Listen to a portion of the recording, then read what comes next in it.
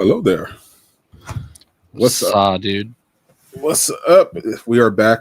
Happy Sunday, everyone. Everyone out there in Naysayer Nation. We are the Aftershow Podcast. And I am, of course, Sadat the Gamer, joined by the spirit of Casual Avenger and his deep dish obsession, some would call it, but I call it passion. And here we have, just saw your hat. Yeah, we're doing this. We're trying. I didn't want to cancel the show, and the Patriots are about to play, so we'll see what happens. Ugh, I hope you lose by 50. I mean, they're probably gonna lose. One of the rare games. Like there used to be a time where the Patriots, like Tom Brady went 36-3 against the Buffalo Bills. Like he absolutely owned the Buffalo Bills. So. But they have like little brother syndrome, so like they win a couple games since he left, and they think that like they're the greatest thing ever. So I don't know. We'll see what happens. I fully support it. I hope they win. All right, so we got a great show because once again, our world has to be a stimulation. It just has to be at this point. A lot has happened. We got a lot to talk about. Do. So much to talk about. But first, what's up, chat? Old man Eastwood got up early and he beat Gio. Congratulations, yeah. Eastwood. That definitely deserves a round of applause. No hard is in your old age.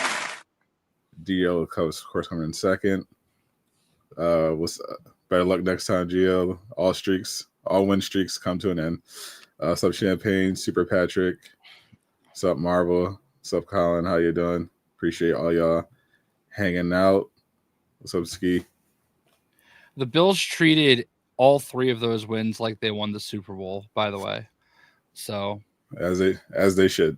I support it. It's actually funny. I was looking through my Facebook memories, and 11 years ago, I was at the Patriots Bengals game, and I had awesome seats.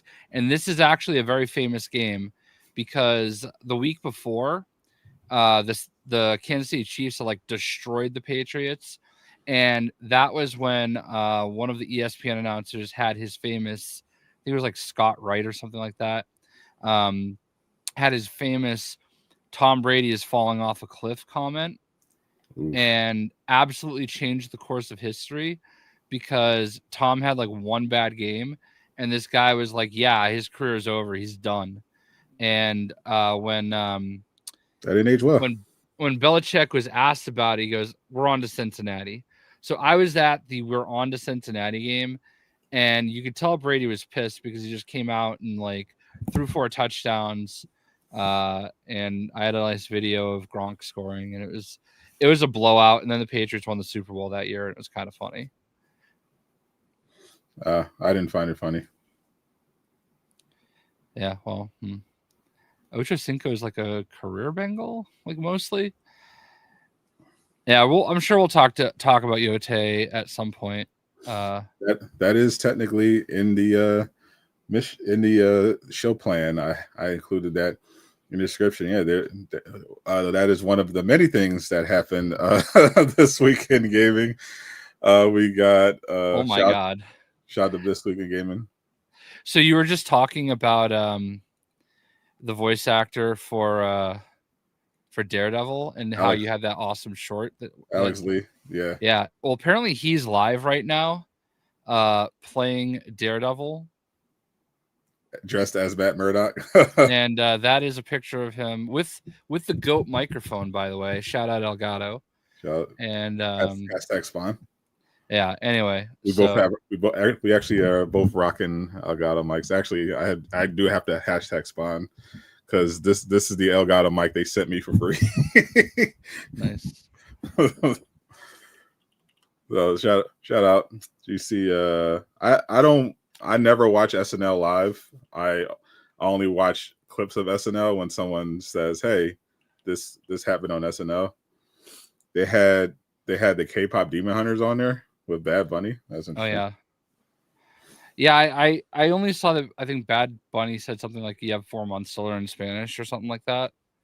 That's all I really heard about. So I might check it out later. But this week we had we had K-pop Demon Hunters coming in Fortnite, which was pretty much a small story compared to everything else. EA, the rumors were true. EA officially went private with a $50+ billion acquisition to become part of the Saudi Arabian Empire.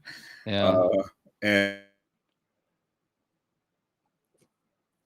they and also another massive company that made a similarly sized deal somewhat recently had a bit of a situation. Xbox, of course, threw out another round of price hikes, and this one a lot of people were pissed off about. We also had some leaks about their cloud gaming platform they're about to launch, and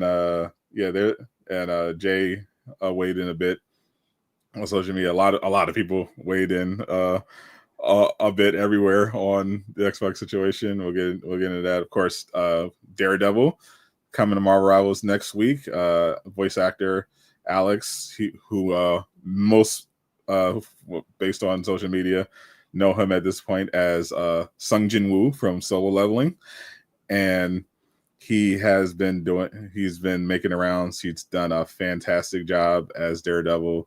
The character looks very fun. The content creators currently have early access to new content, and they've been showing it off. So we'll talk a little bit about that. Also, I got just remembered. I want to send an invite to King Greek just in case he wants to pop in at some point. I helped Greek make. I don't know if you posted it yet. I've been gone a little bit of today. I helped him make a video where he was like testing out,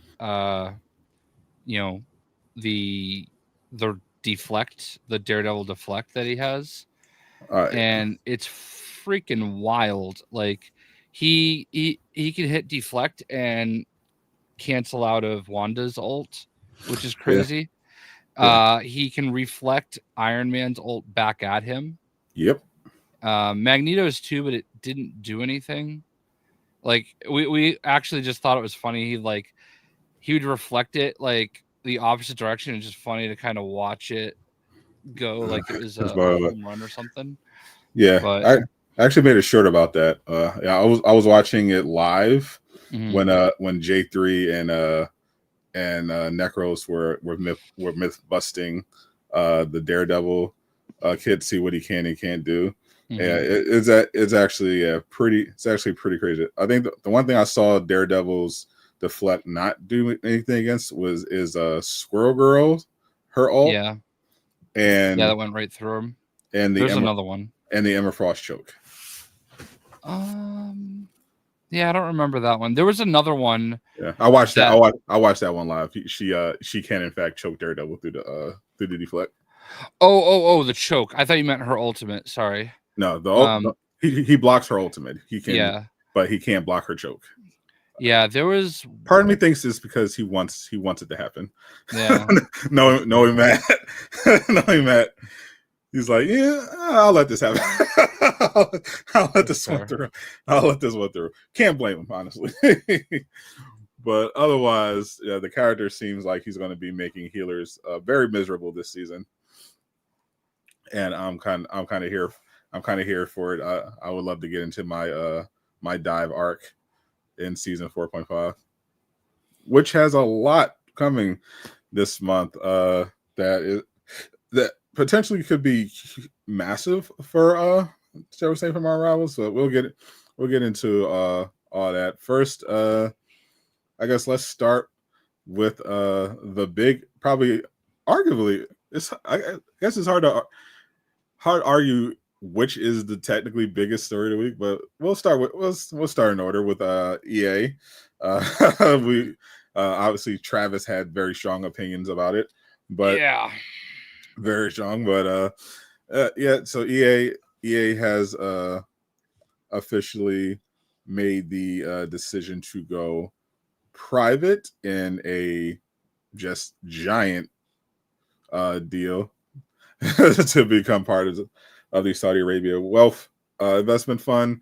Saudi Arabia was also in the news separate from EA because they had a big comedy festival, and some of the biggest comics in the world, Bill Burr, Dave Chappelle, were all there, and that became a big deal because people in particular had some issues with, these comedians, particularly ones who may have been critical of free speech, or big up on free speech, or critical of Saudi Arabia in the past.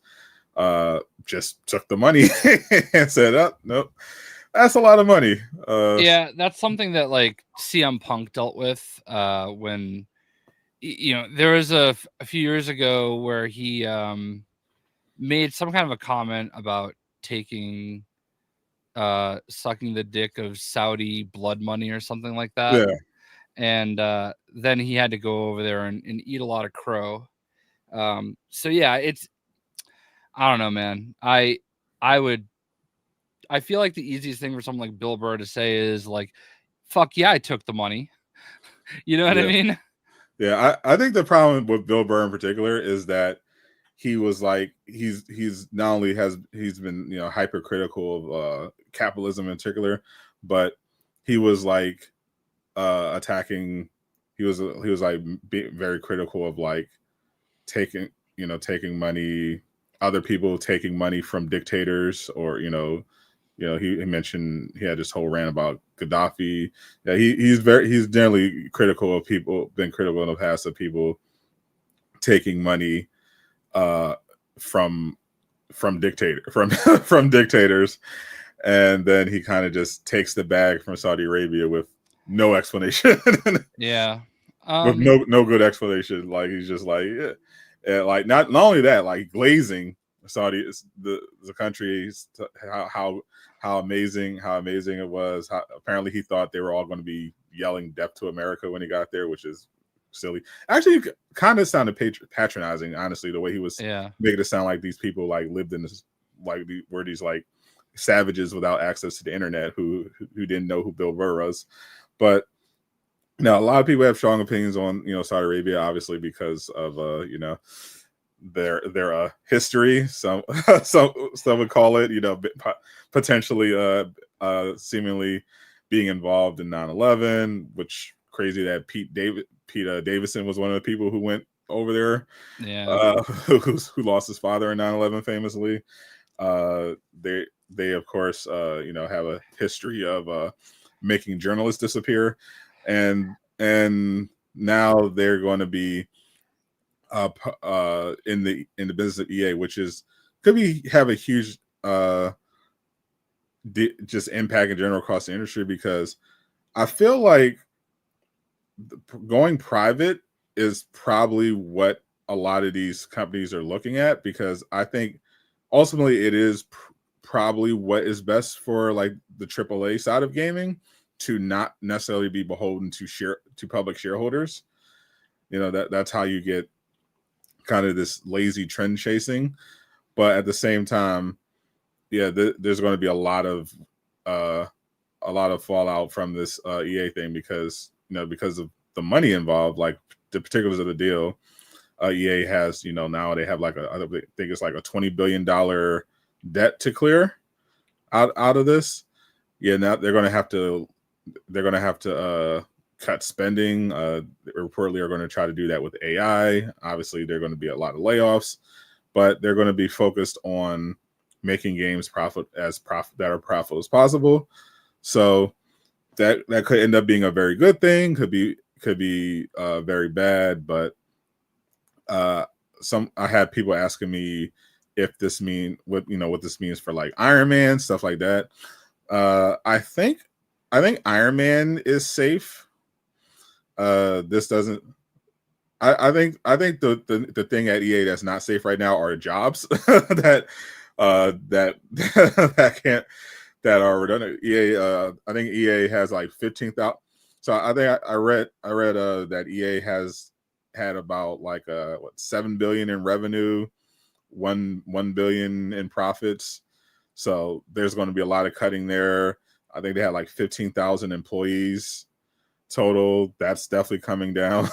like they're definitely going to be trimming a lot in order to be as efficient as possible. But I don't think it's going to have a crazy impact on the games, at least so far. I think they're still going to have their EA Originals program. It's doing very well for them. It Takes Two, Split Fiction. I think they're still obviously going to be doing, their Apexes, and I think they're still going to do Mass Effect. Iron Man, I think, is safe. I'm pretty sure, based on what we've seen so far, that they have to do at least one Marvel game as part of this deal. I imagine, because it seemed like Andrew Wilson wanted to cancel everything, and he just couldn't. And they, not only after they canceled Black Panther, not only did they say they're still doing Iron Man, but they said they're still planning to do 3 Marvel games. So I think the deal requires them to at least do one, knowing Disney.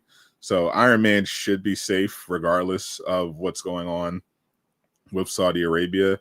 And even then, I think they would still do Iron Man, because it is like the kind of game that you would want to go, in this, when there's some uncertainty. Like, it's not an original IP, so it's not as risky as, it's Iron Man. It's a big popular brand name. Marvel, Robert Downey Jr. is coming back. I think they're going to be, I think they would consider that one safe to push. But what do you think of where EA is going from here? Whenever I think about all this Saudi Arabia stuff, even like when you were talking about like Bill Burr and the other comedians. Well said, Gabe. I think about like Ricky Gervais when he was like, the last time he hosted, I think it was the Golden Globes or something. Yeah. He had this bit where he was like, let's face it, if ISIS started a streaming service, you would all be on the phone with your agents tomorrow.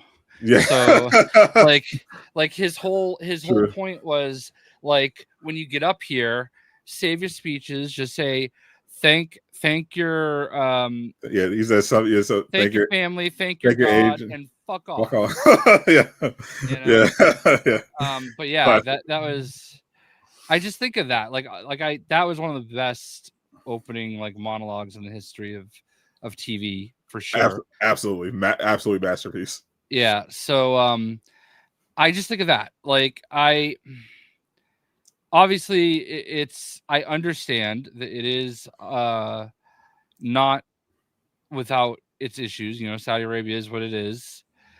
But I mean, they have a shitload of money, and now it's theirs.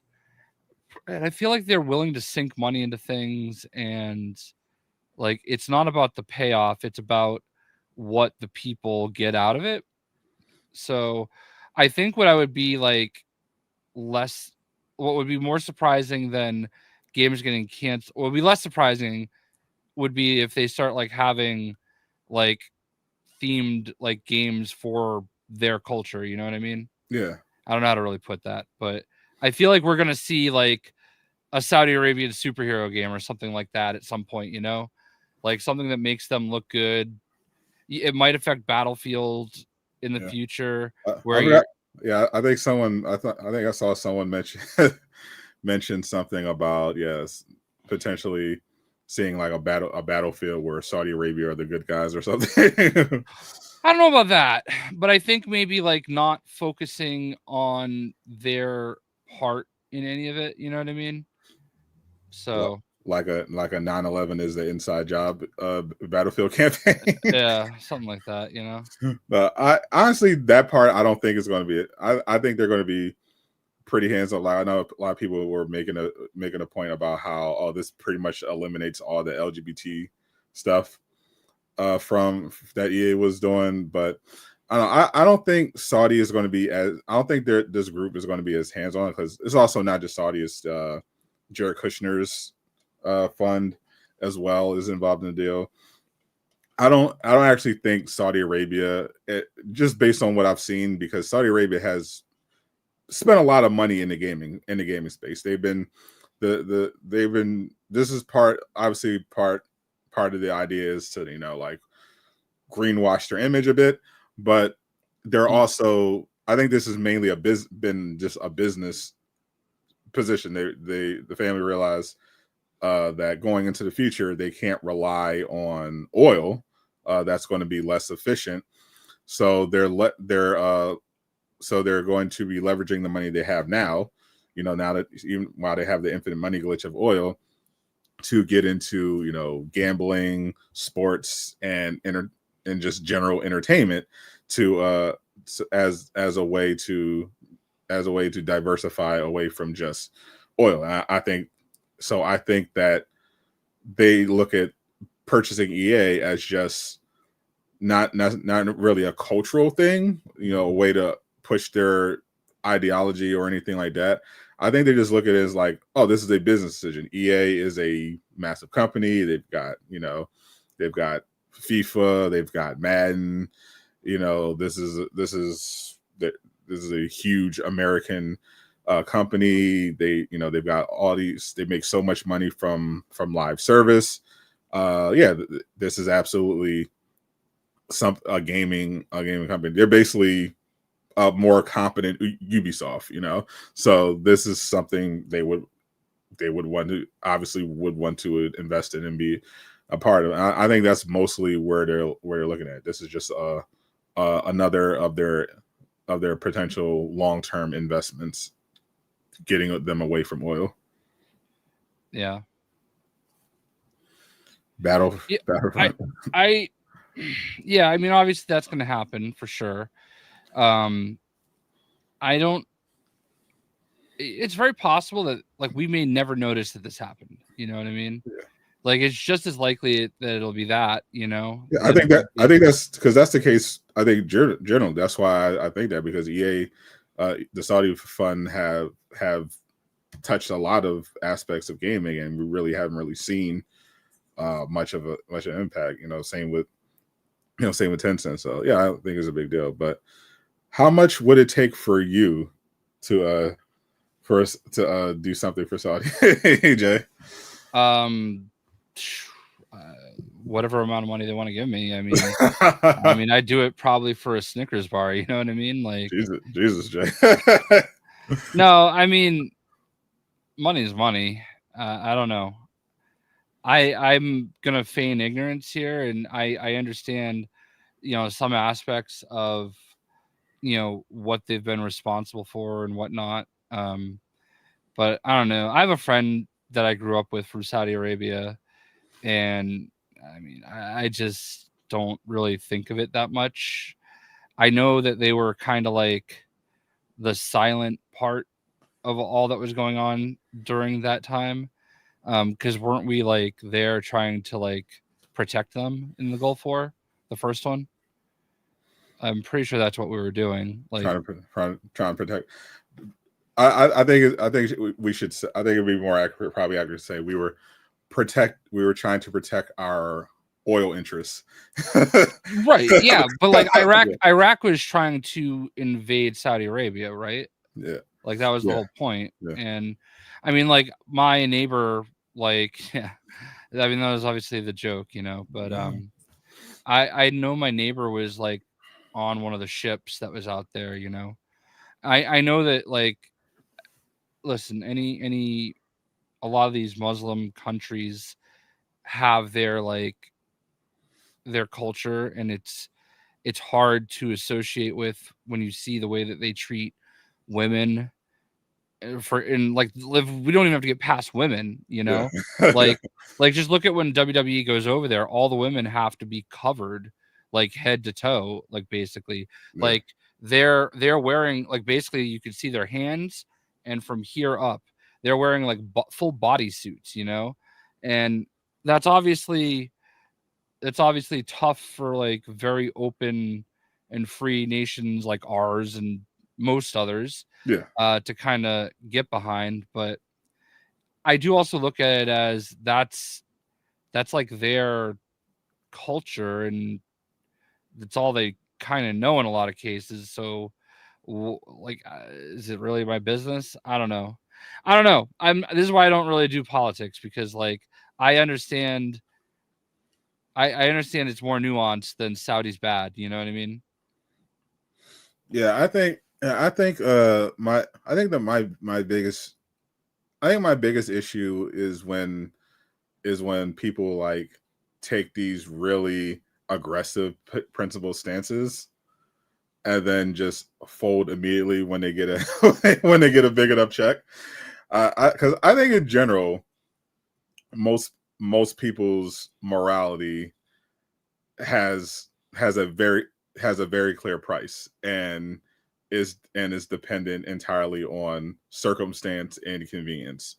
Like there are some stances people feel more strongly about than others, but I think in general people will just be like, oh yeah, I'm not doing that. Well, if you pay me this much, I'll do that. But it's just, and I think that's my kind of my biggest thing. Like if someone's got offered, $5 million to perform in Saudi Arabia, they want to do that. Honestly, I don't care. But if you're someone who is out here ranting about, Saudi Arabia, or just someone else taking money from someone you don't like, and then you take $5 million from Saudi Arabia, then I'm like, okay, bro.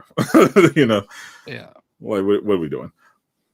I just look at it as I'm not rich, and if they're gonna give me money, I don't know. That's also why I don't like make those kind of statements. You know what I mean? Yeah. Like I feel like at a certain point, everybody's is trying to make their money. I don't know that I don't know. I don't know that it's all blood money. If I was already rich, I would say no. Yeah, maybe. I would definitely say no if I was already rich, because I'd be like, I don't need the money. I don't need the money. I don't want to do it. I don't want to deal with it. But what being a non-rich, I'd be like, okay, okay, how much? $1 million?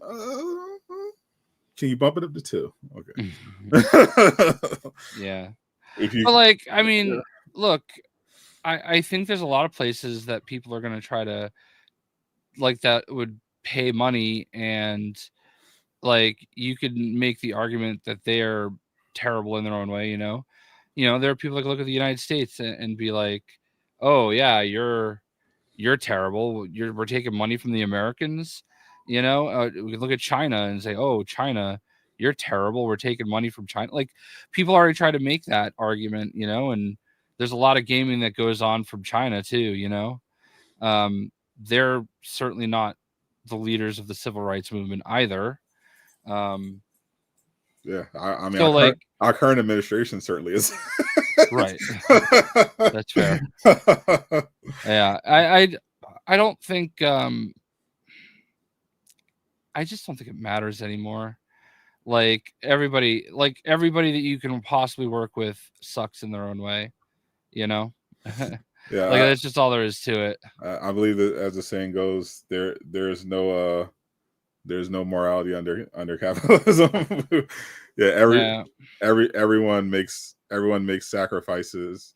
There's in our system.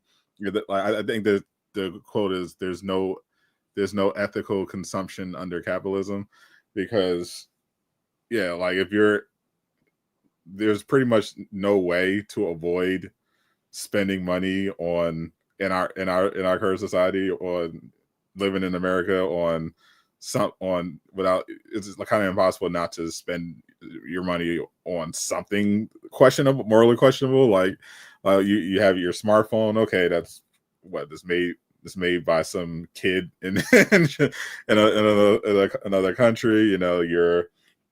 You have various subscriptions to corporations who I'm sure have done horrible things, or they're run by people who have done horrible things. I mean, if you have insurance through an insurance company, you're definitely funding some absolute atrocities. So it's like, yeah, everyone's kind of kind of pick and choose and decide where exactly they want to draw the line, or if they want to draw a line at all. And I think that's why I think people should, when it comes to where you spend your money, I think people should be a little more like self-aware and not go so hard in the paint under certain circumstances.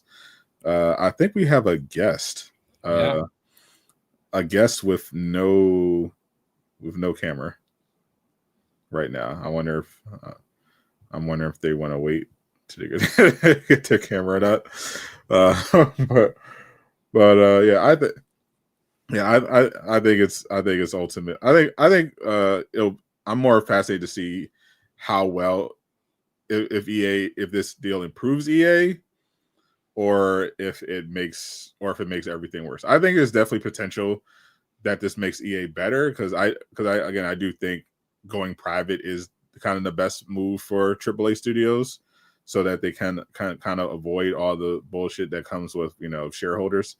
But yeah, this is definitely not what I risk. But oh, there we go. All right, so we got a special guest, the man, the myth, and the legend, owner of Jay's Butt, your butt, someone's butt, the butt pirate himself, King Greek, is joining us on the Aftershow Podcast tonight. What's up, Mr. Greek? What's up, everybody? I like how Jay looked around when that was said, as if he didn't know whose butt was currently on the line. He was very confused about that. Hi, everybody. Hello. Hi, what's going on? Sorry, I'm so late. Today's been a very, very weird day. I'm so sorry. I didn't even see the notification until late. Oh yeah, you're good. I literally sent him a DM at like 8 o'clock. It's not a big deal. It's not a big deal at all. I was like, oh yeah. That says 8:19. I don't know why I read that as like 7:30. No, I 100%, like I literally started putting the show together at like 5 minutes before before we usually go live. So I just scheduled it at like 8:10, and was like, oh, let me shoot off a DM to Greek and send him a link just in case he wants to pop in. like it's definitely no big deal that you're not late at all. I was late. I was just like, hey, maybe Greek wants to hop in, because I think I did remember vaguely thinking, oh, last week I might want Greek to come on, since we have the early access server, so you could talk about Daredevil and also talk about Saudi Arabia. What do you think of EA and Saudi Arabia, Mr. Greek? How do I say this without getting canceled? I mean, this is the Aftershow Podcast. You can't get canceled.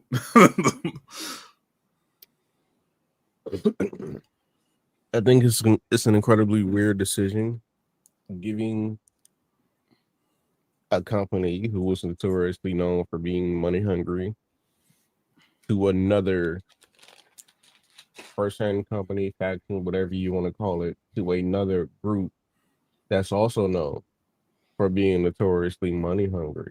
Like, we can definitely expect DLC for the next Star Wars game to cost around $80. Oof, $80 DLC. Like, it's I have definitely seen a handful of people voice their. I have definitely seen like a handful of people voice their opinions on it, especially since it's starting to become more of a thing that's like prevalent in a lot of media. Because what's the word? I think Saudi Arabia just made a deal with WWE. So there's also that as well. It seems like they're genuinely buying up a lot of what they can. Lord knows why, but it definitely does. It definitely does feel weird, because it's like all within the same time frame. Like, all of these purchases are real close to each other. So it's like it feels like they have some kind of plan. They're getting ready for something. You took off. Like, when was the last time anyone loved that EA game? What EA game are we talking about? Are we talking about like the Star Wars Jedi series, and how much they're loved? I love Are it. we going to talk about It Takes Two and what was the follow up or the split fiction? Yeah, like those two got like massively celebrated. I want to know how Gabe knows hooker code and what hooker code is. I'm so curious.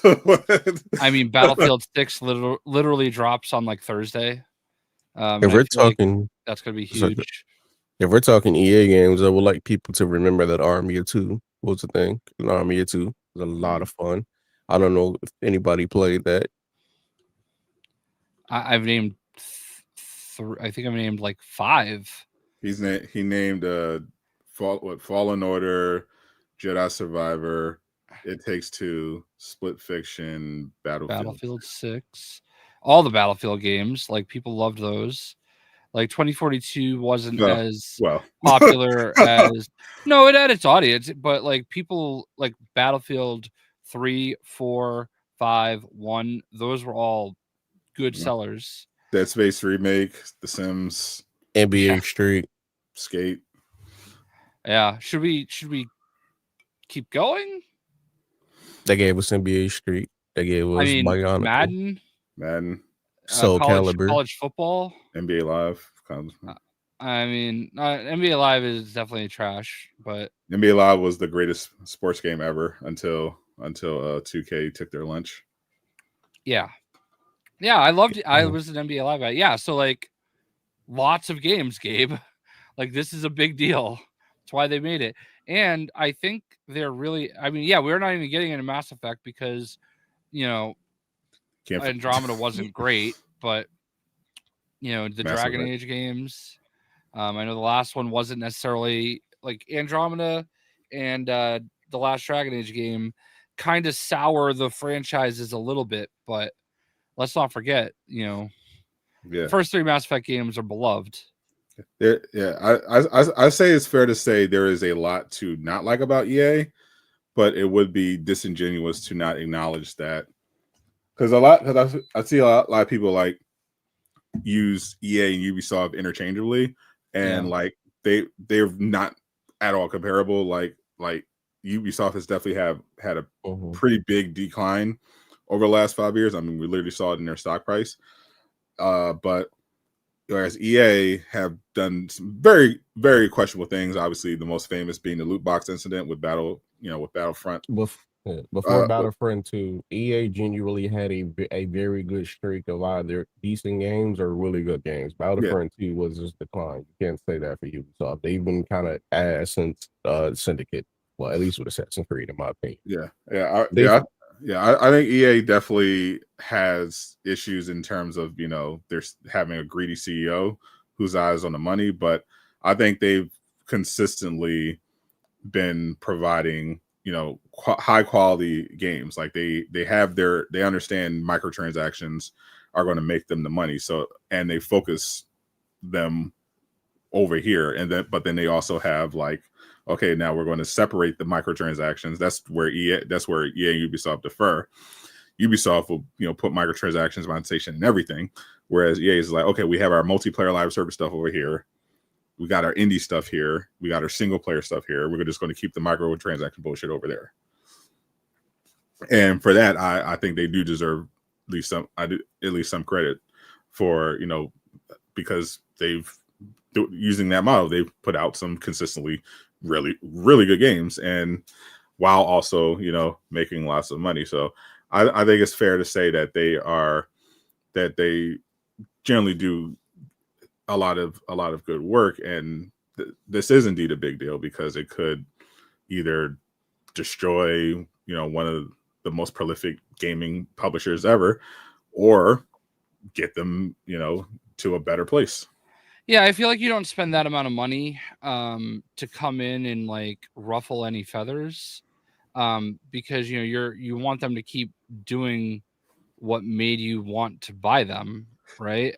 Yeah. Like that's how I think anyway. I mean, sure, you maybe want to get your fingers in there and try to like, have a little bit of influence, but I don't know. I don't think anyone's surprised that they sold out. I think the biggest shock is who they sold to, for people who are politically motivated. But yeah, them selling out and going private makes perfect sense. I think a lot of AAA studios are considering that avenue. And I would agree with you, Jay. But I feel like you also need to take into account I mean, we don't know what their reason was, but I feel like you also got to take into account what their reason was for buying, because we can't act like we haven't seen people spend a lot of money on something just to basically make a tax write-off, or buy something and just start immediately laying off smaller studios within the overall company, because I believe that happened with Xbox. No, I No, think it was, they consolidated a lot of stuff. That's the bigger thing. But okay. I think they're in it just as much for like the mobile aspect of things, you know. Like EA has a lot of mobile games and a lot of opportunity to bring more to mobile. And I think we, the core gamers of the world that, you know, play the mainstream like video games, don't consider, you know, all the millions of mobile games that are out there, like billions of them that kind of make a lot of money, you know. That's definitely not happening. Like, I literally think this is just a money play. I think they looked at EA as one of the Whoa, did you just say if Madden. Battlefield gets canceled? Yeah. Gabe, that is the probably one of the worst takes in the history of the Aftershow chat. Like, that is objectively a worse take than any take Travis has ever had in chat. Well, no, objectively, like Battlefield has like revolutionized gaming. Like, I don't think people understand that the Snowdrop engine literally revolutionized gaming. I think it's definitely worse than Travis's Superman making $2 billion take. That was Gabe. That was also Gabe. Yeah, that was definitely that take was definitely worse than the Superman one from Gabe, but Travis has a lot of horrible takes. You are right, and Jay. I'm just telling you. Are. I want to agree with you, but here's the problem. Travis is dumb. Travis isn't here to defend himself. Thank God. He's not. Actually, Travis has not been feeling well. Seasonal migraine, so get well soon. Yeah. Get well. But yes, his takes are horrible. and Gabe is like filling in for Travis tonight. Jesus. Thought we'd have a night off from bad takes, but nope, Gabe's here. I will say, all of them. If Battlefield goes, I think that might genuinely be the beginning of the end for EA. Yeah, because that's not like that. I mean, Madden and EA and Battle, that would be like, yeah, NBA there was already gone from EA. They're considering, they're looking for ways to bring it back. But yeah, Madden is. Oh no, that's done. That's done from what I understand. I'm pretty sure you already know this, but the chat might not. So there were plans. So NBA Live had literally just got shut down. Live 19 got shut down earlier this year, which is funny because a lot of the people in the community that I play that with, they wouldn't play 2K. All they would play is Live. As soon as Live got shut down, everybody wanted a cardiac arrest because they thought, oh damn, what's going on? Now I got to go play 2K. So that was hilarious to me. Now 2K got shut down earlier. It's been in the works for a while because they announced it a while back that we were supposed to get Live 21 or whatever, and that was going to be on PS5, but that got canned. Yep. Then we found out that we were still getting a basketball game, but that it was most likely not going to be another NBA Live. It was going to be a new iteration of the game under a new name. Now that's when we found out, okay, we're getting a college basketball game from EA, and literally like days later, 2K announced that they were also making a college basketball game. One of the issues that I saw as to why EA kind of backed out was because 2K was buying a lot of the rights to these college teams, and EA wanted the monopoly. Because they could not get that, they decided to scrap things. So as of right now, as far as it stands, the basketball division of EA is just completely dead. Now, the only division that they really have left, correct me if I'm wrong, PGA Tour is EA, right? Yeah. Yes. Okay, yeah. They only have PGA FIFA. Tour. Yeah, they only have PGA Tour, Madden, and FC, FIFA, FC. MLB. I'm gonna Why, be complete. why I'm does Gabe? I'm sorry to cut you off. Why does Gabe associate toxicity to EA? Like, I don't think like I feel like Call of any Duty. EA game. I feel like Call of Duty has consistently been like the face of gaming toxicity. Yeah, for like the last I 10 would years. I would disagree, and I'm not trying to be a contrarian. I'm not trying to be a contrarian at all. Please, please don't think that. I just disagree because League of Legends does exist. do they League? own League of Legends? No. Oh, sorry. Oh, no. It's not that they own League. I just think that League is probably worse than COD when it comes to toxicity. And don't get me wrong. But COD historically has the reputation. Like when people, that was my point. When people think of toxicity in gaming, like I'm talking about like not like deep gamers. I'm sure you find enough gamers, they'll be like, oh no, this community is way more. No, like I'm talking about in general when people talk about toxicity in gaming communities, 9 times out of 10 they reference Call of Duty, old Call of Duty lobbies, that sort of thing. Obviously there are tons of toxic gaming community.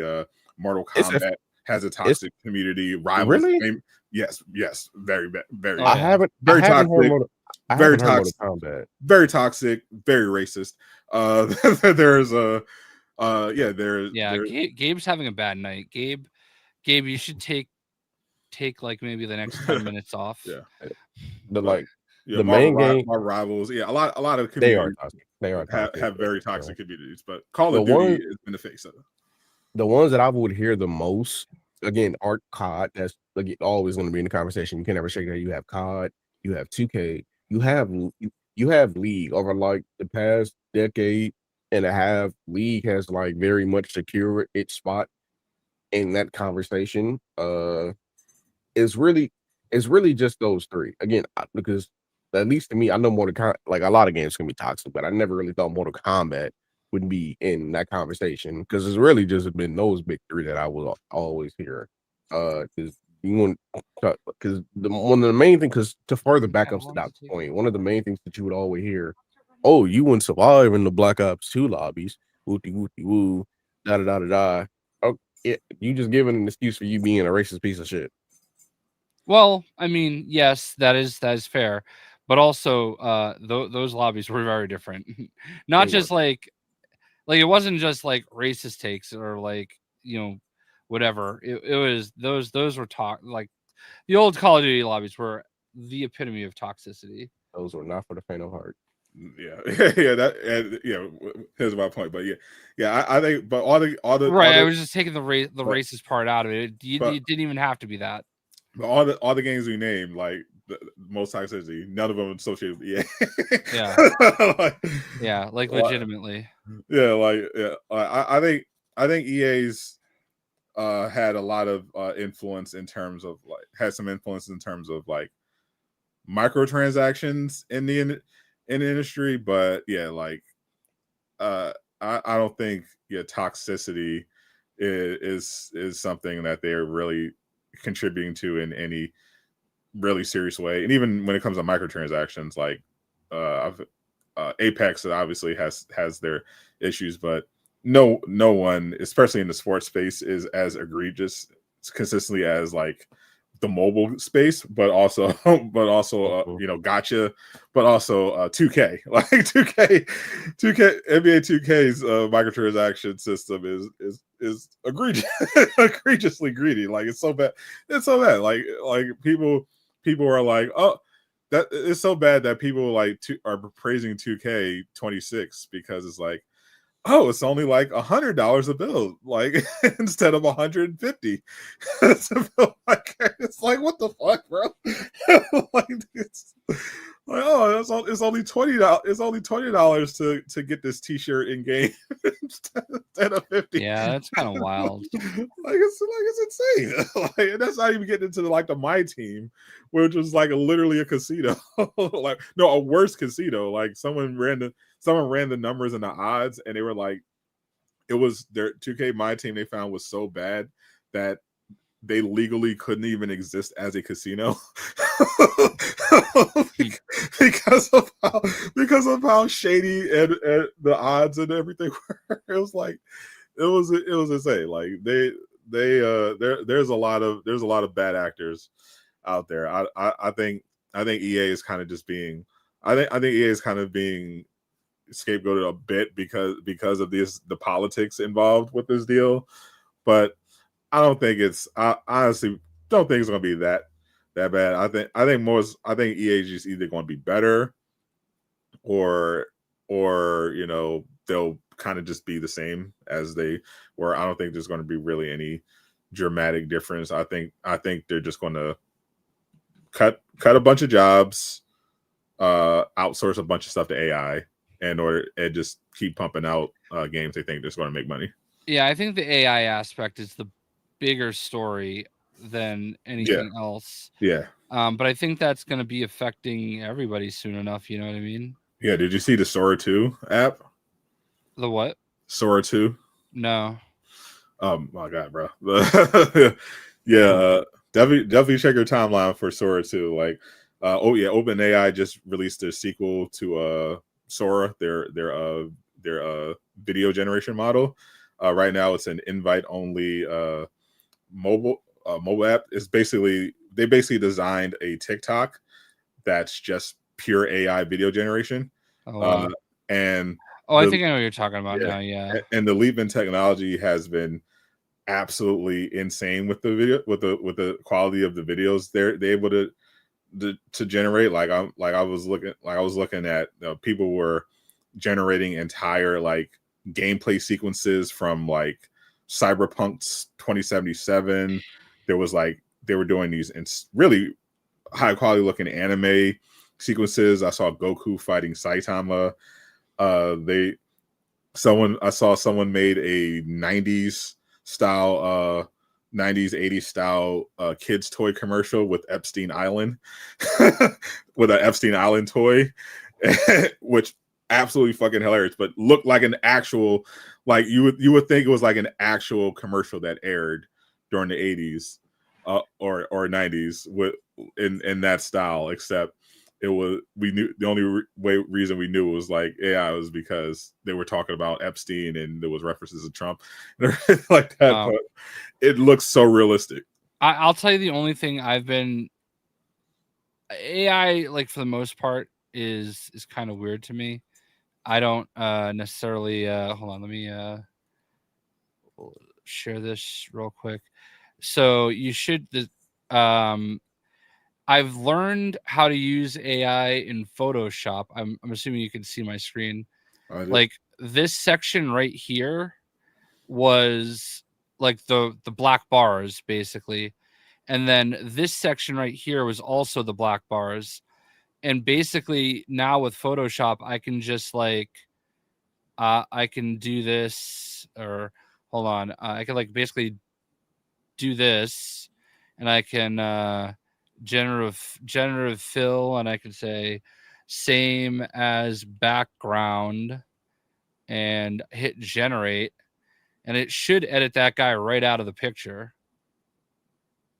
I think it takes a second, but like this has helped me a lot with like my thumbnails. And I feel like, see, look, just gone, you know? And I definitely can understand why there's things that are really good about AI. And I feel like something like that is a really cool thing where like, you know, who am I hurting? You know, I took a screenshot and I used it to edit it. You're hurting that poor Photoshop editor on Fiverr. Yeah, that I would have never hired to begin with. You know what I mean? But like, you know, like I just figured out how to do that like recently, and I'm like, it's been very useful. Like Borderlands was really hard to make like screenshots for because they don't have a photo mode or thumbnails for. So I was basically just like changing my outfit, going to the lobby, which is the best like image of your character you can get, and using that to take out all the menu stuff, and it looked like it was a normal screenshot. You know what I mean? So I know we're talking about AI in general and how like it can. I'm sure there are aspects of building games where they're using stuff like that. You know what I mean? It's definitely already happening. I think it's happening in the gaming more than people realize. Right. Like studios haven't like fully public, but from what I've heard, it's definitely becoming a lot more commonplace, and in these, particularly in these bigger studios, and the general public just doesn't fully understand how far it's gone. But yeah, I think EA is 100% going to be being very aggressive. Obviously, they're definitely not the only one. Microsoft recently, cut what was it, like 9,000 jobs in order to pave the way for AI, and they've had a couple of stories that you thought would be like the big thing, but the big controversy of the year, but they just keep one upping each other themselves because, kind of overshadowing the EA Saudi Arabia news was another round of Xbox price hikes that definitely pissed a lot more people off than the Outer Worlds 2 $80 fiasco. And yes, actually, this is an AI generated avatar. No, I think Casual Avenger. Logan, shout out to Casual. EA. So there was rumblings that Xbox was about to announce some big new stuff for Game Pass, and to be fair, they announced some new features for Game Pass, but they kind of buried the lead in that announcement post, which notably people point out that Phil Spencer and Sarah Bond were nowhere near it, and the fine print that people noticed was that all these new changes to Game Pass come with a pretty massive price hike, $120 a year. It's hard to, That's now we're in Amazon Prime territory, and to put it in perspective, in 2014, your Game Pass Ultimate description was like $16, and now you're paying over 30 a year later. So understandably, a lot of people were very upset. Apparently, I thought it was crazy. So many people were trying to cancel that it was like crashing. It was like crashing the website. It doesn't take much to crash their site, honestly, though. That's still a lot of people. That's still a kind of crazy headline. I think that's kind of cringe, to be honest with you, though. Like canceling it altogether is a little cringe. I don't think it's remotely cringe to cancel a service that increased by over 50%. No, you just lower it to the tier that is below. You're gonna need you're gonna need it one way or another. It's still Xbox Live at the end of the day. Not if I don't turn on my Xbox. For the people that are using this, okay, like you're still gonna need Xbox Live, just the same way you need PlayStation Network. You know what I mean? I think it depends on the person. I think, well, if you play online and you've always had Xbox Live, you need to continue to have Xbox Live. I mean, if you're there's no depending on the person. I mean, actually it is, because a lot of people, like we've seen this Xbox sales, they're horrific. Like the reality is, a lot of people, because everything is an Xbox, have found other places to do that. They play on PC. They've moved to PlayStation. Again, those aren't the people we're talking about. We're talking about the people that are actually buying Xbox Live to play online. No, I'm actually talking about. I'm actually talking about the general reception. No, Xbox Game Pass, and I was not, and I made that clear that I was talking about the people that have to buy Xbox Live still have to get it, like one way or another. One of the tiers. That's the thing, though. I don't think people altogether. I don't think people have to cancel. I don't think people have to. If you play video games online on Xbox, you do. But just the same as if you play PlayStation games online, you have to have PlayStation. Yeah, but Network. You don't have. That's the thing. You don't have to be an Xbox player. You can move to PlayStation. You can move to You can just be a PC gamer. Like that's the point. I don't think it really makes sense to like pigeonhole this whole thing to kind of like downplay like the general reception. And I don't care. All right, sure. It's not right again. Because no, I'm just making a point. No, like, you're just they're completely hand waving the point that I'm very, very right on. Like, how is it cringe for people to be upset that Xbox Game Pass is going, that their Xbox literally Game Pass not what I said is going up from. Well, that's literally what I said. I said people were very upset that, to put in perspective, their Game Pass subscription went from $16 a year ago to over $30 now, and like so suddenly seemingly, and there's a lot of people that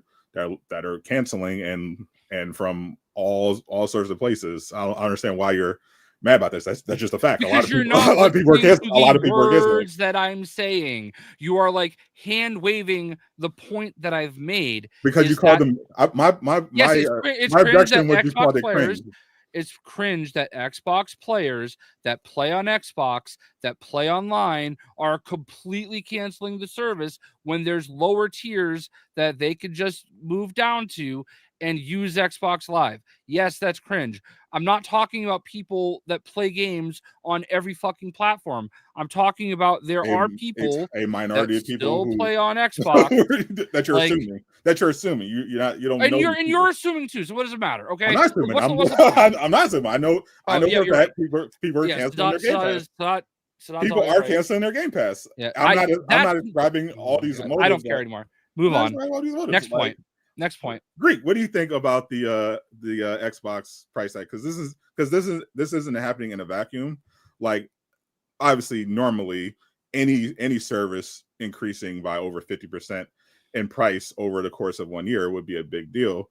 But this is coming from after they tried to make the push to $80 with Outer Worlds. They dramatically increased the price of their consoles. We have reports that their new handheld is going to be like $1,000. So what do you think in general of like the direction of Xbox? Because we also had this leak about, which people seem to think like these price hikes are actually about.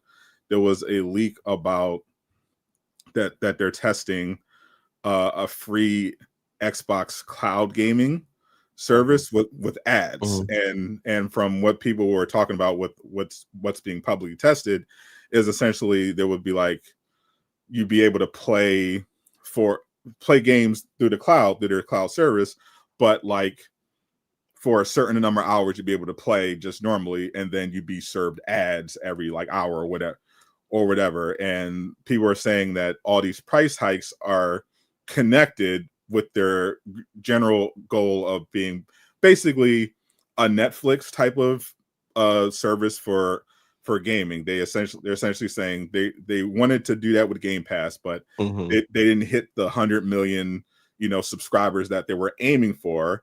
And at that point, the price of Game Pass didn't really make sense for their bottom line, because they just weren't justified. Reportedly, they lost potentially, hundreds of millions of dollars potential revenue for Call of Duty, and it just wasn't making sense to them. But now it's looking like their real goal is still ultimately the cloud gaming thing, and they're raising the prices elsewhere, but ultimately they want to drive people to this gaming platform with ads. What's your take on the whole Xbox general plan and the backlash to it? Okay, well, first off, I just want to say that both of you are my friends. The last few minutes were definitely a bit crazy. Me personally, I got Rivals flashbacks. No, we're fine. Like, look, we're allowed. Jay always gets emotional about Xbox. Here's the problem though: is Sadat always like tries to like stab the knife in the back when it comes to Xbox. He will make a mountain out of a molehill for anything that they do. Very crazy. And the worst part is he already knows that I don't think this is a great move. Like, I don't want to defend this at all, but like I don't know. I actually don't know that. Like, I don't know. You just said that you saw my comments on it. I saw you comment. Like, the comment I saw was when you was like, "Oh, it's justified with the. I can justify it with." I said it doesn't affect me. It doesn't affect me. That's the comment I saw. That's the that's the only comment I saw. And if you play Fortnite and get the battle pass or get the crew or whatever Fortnite crew is, okay, it literally has no effect on you whatsoever. Because you're both right. You both have been right. It's just what's the word? I feel like it's being looked at from two different aspects. When it comes to Jay, he is right. Because what's the word? I mean, because like me, for example, I would fall into that category of yes, there are people who are going to have to buy that membership to play online. But here's the other caveat to that I don't think Jay mentioned. The reason for that being is that when a lot of people, yes, you have like in order to play games online, you need Game Pass. I mean, not Game Pass. You need Xbox Live. But because of how the Game Pass membership is set up as a whole, if you get Game Pass Ultimate, you get access to all of those games with Xbox Live as well. So yes, Jay is right in that regard. You have to buy that in order to be able to play online, because not only does that come with your membership, that comes with the selection of all the games that you had not bought previously. So you are bottlenecked to that. But however, if like on Sadat's terms, you can definitely switch platforms. Or for example, if you're somebody that uses Game Pass, but you primarily play a lot of older games per se, or you play more single player stuff like Fable or Outer Worlds or whatever, yeah, you don't have to buy it because that does not affect you. If anything, you just go ahead and you buy these games yourself, or you buy them on discount or whatever. You both are right. I just feel like this is what is being looked at in terms of like a focused perspective to a general perspective. You both are not wrong. And in regards to the whole launch cloud gaming thing, I'm gonna be honest. If I come off a 3-game losing streak in Rivals and I got to see a fucking ad, I'm throwing something. But yeah, I don't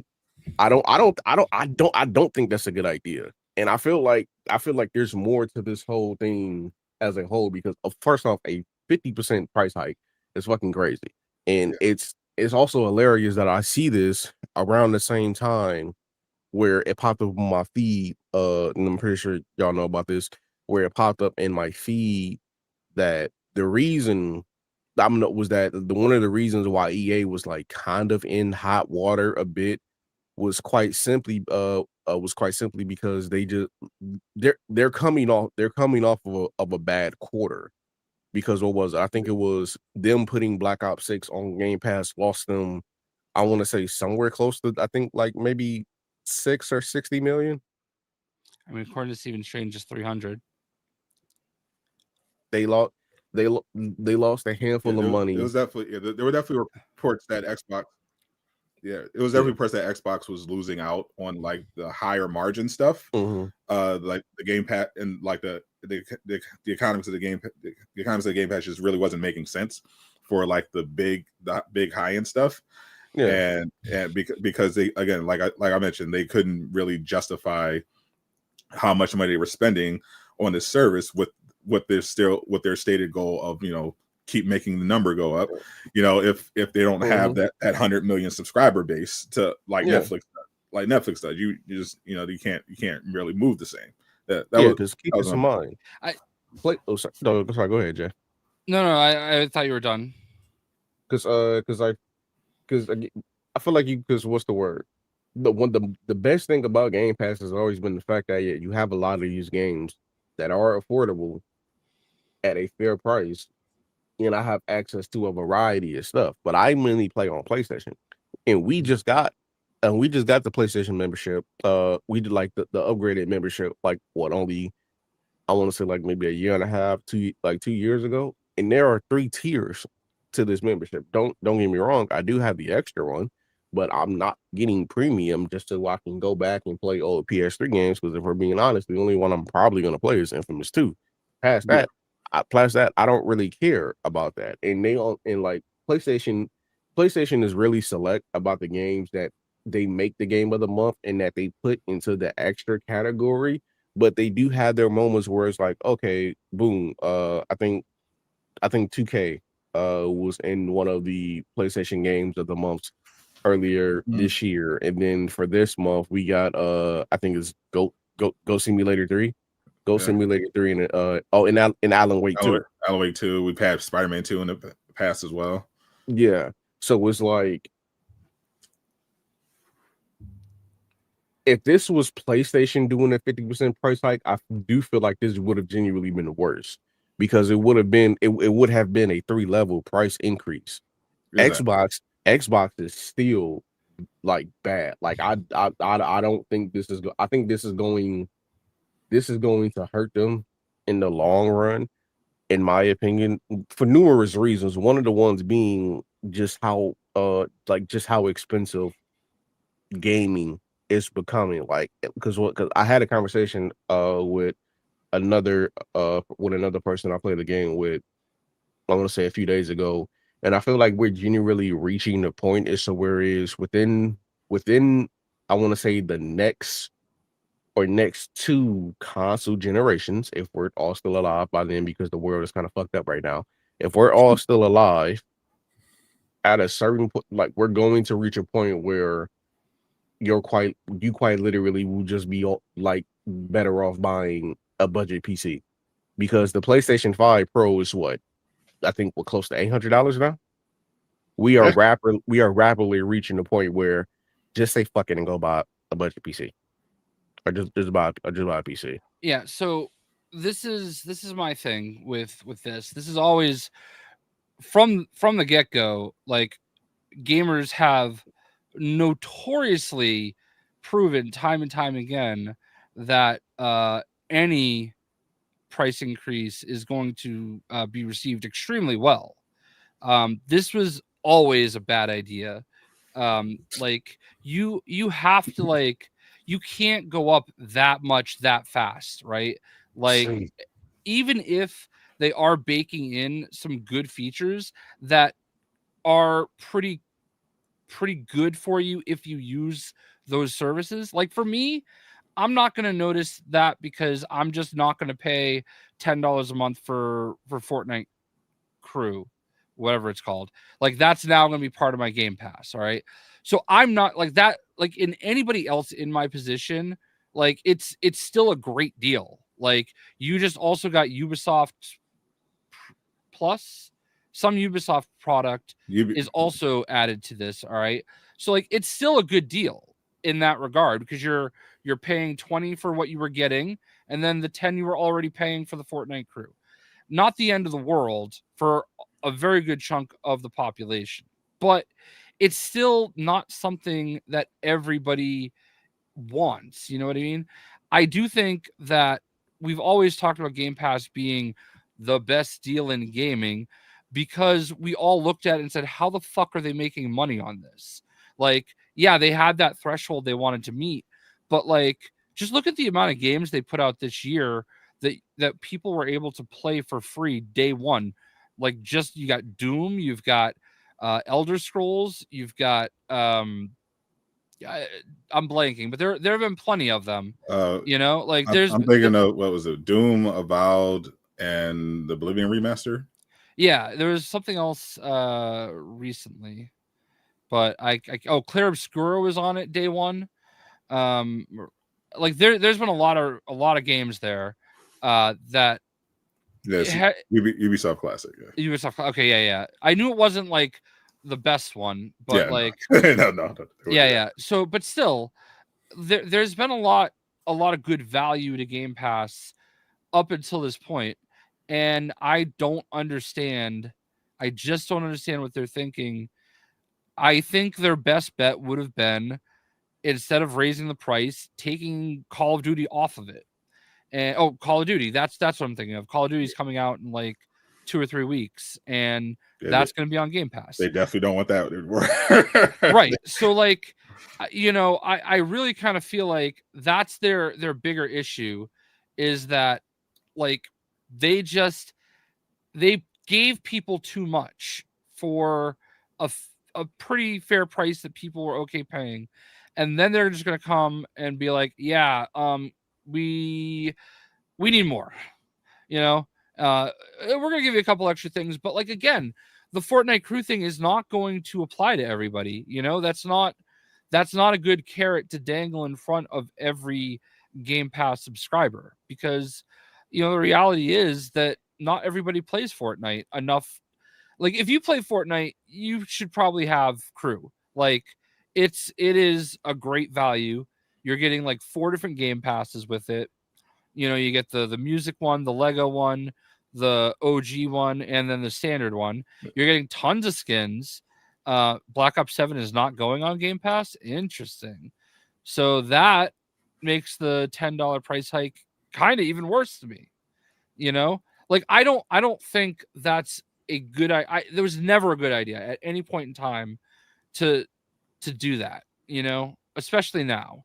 Like, maybe they could have gotten away with like a $3 or $4 increase. You got to slowly get there, but like, yeah, the frog boiling in the pot is the classic example that's being brought up. You put the frog in the pot and you slowly crank the temperature up, and they don't notice that they're boiling, and eventually they'll be boiled alive. But if you throw them into a scalding hot, bubbling over hot, and ask them, I don't understand. This is a great value. Like what do you? And like, here's it's silly.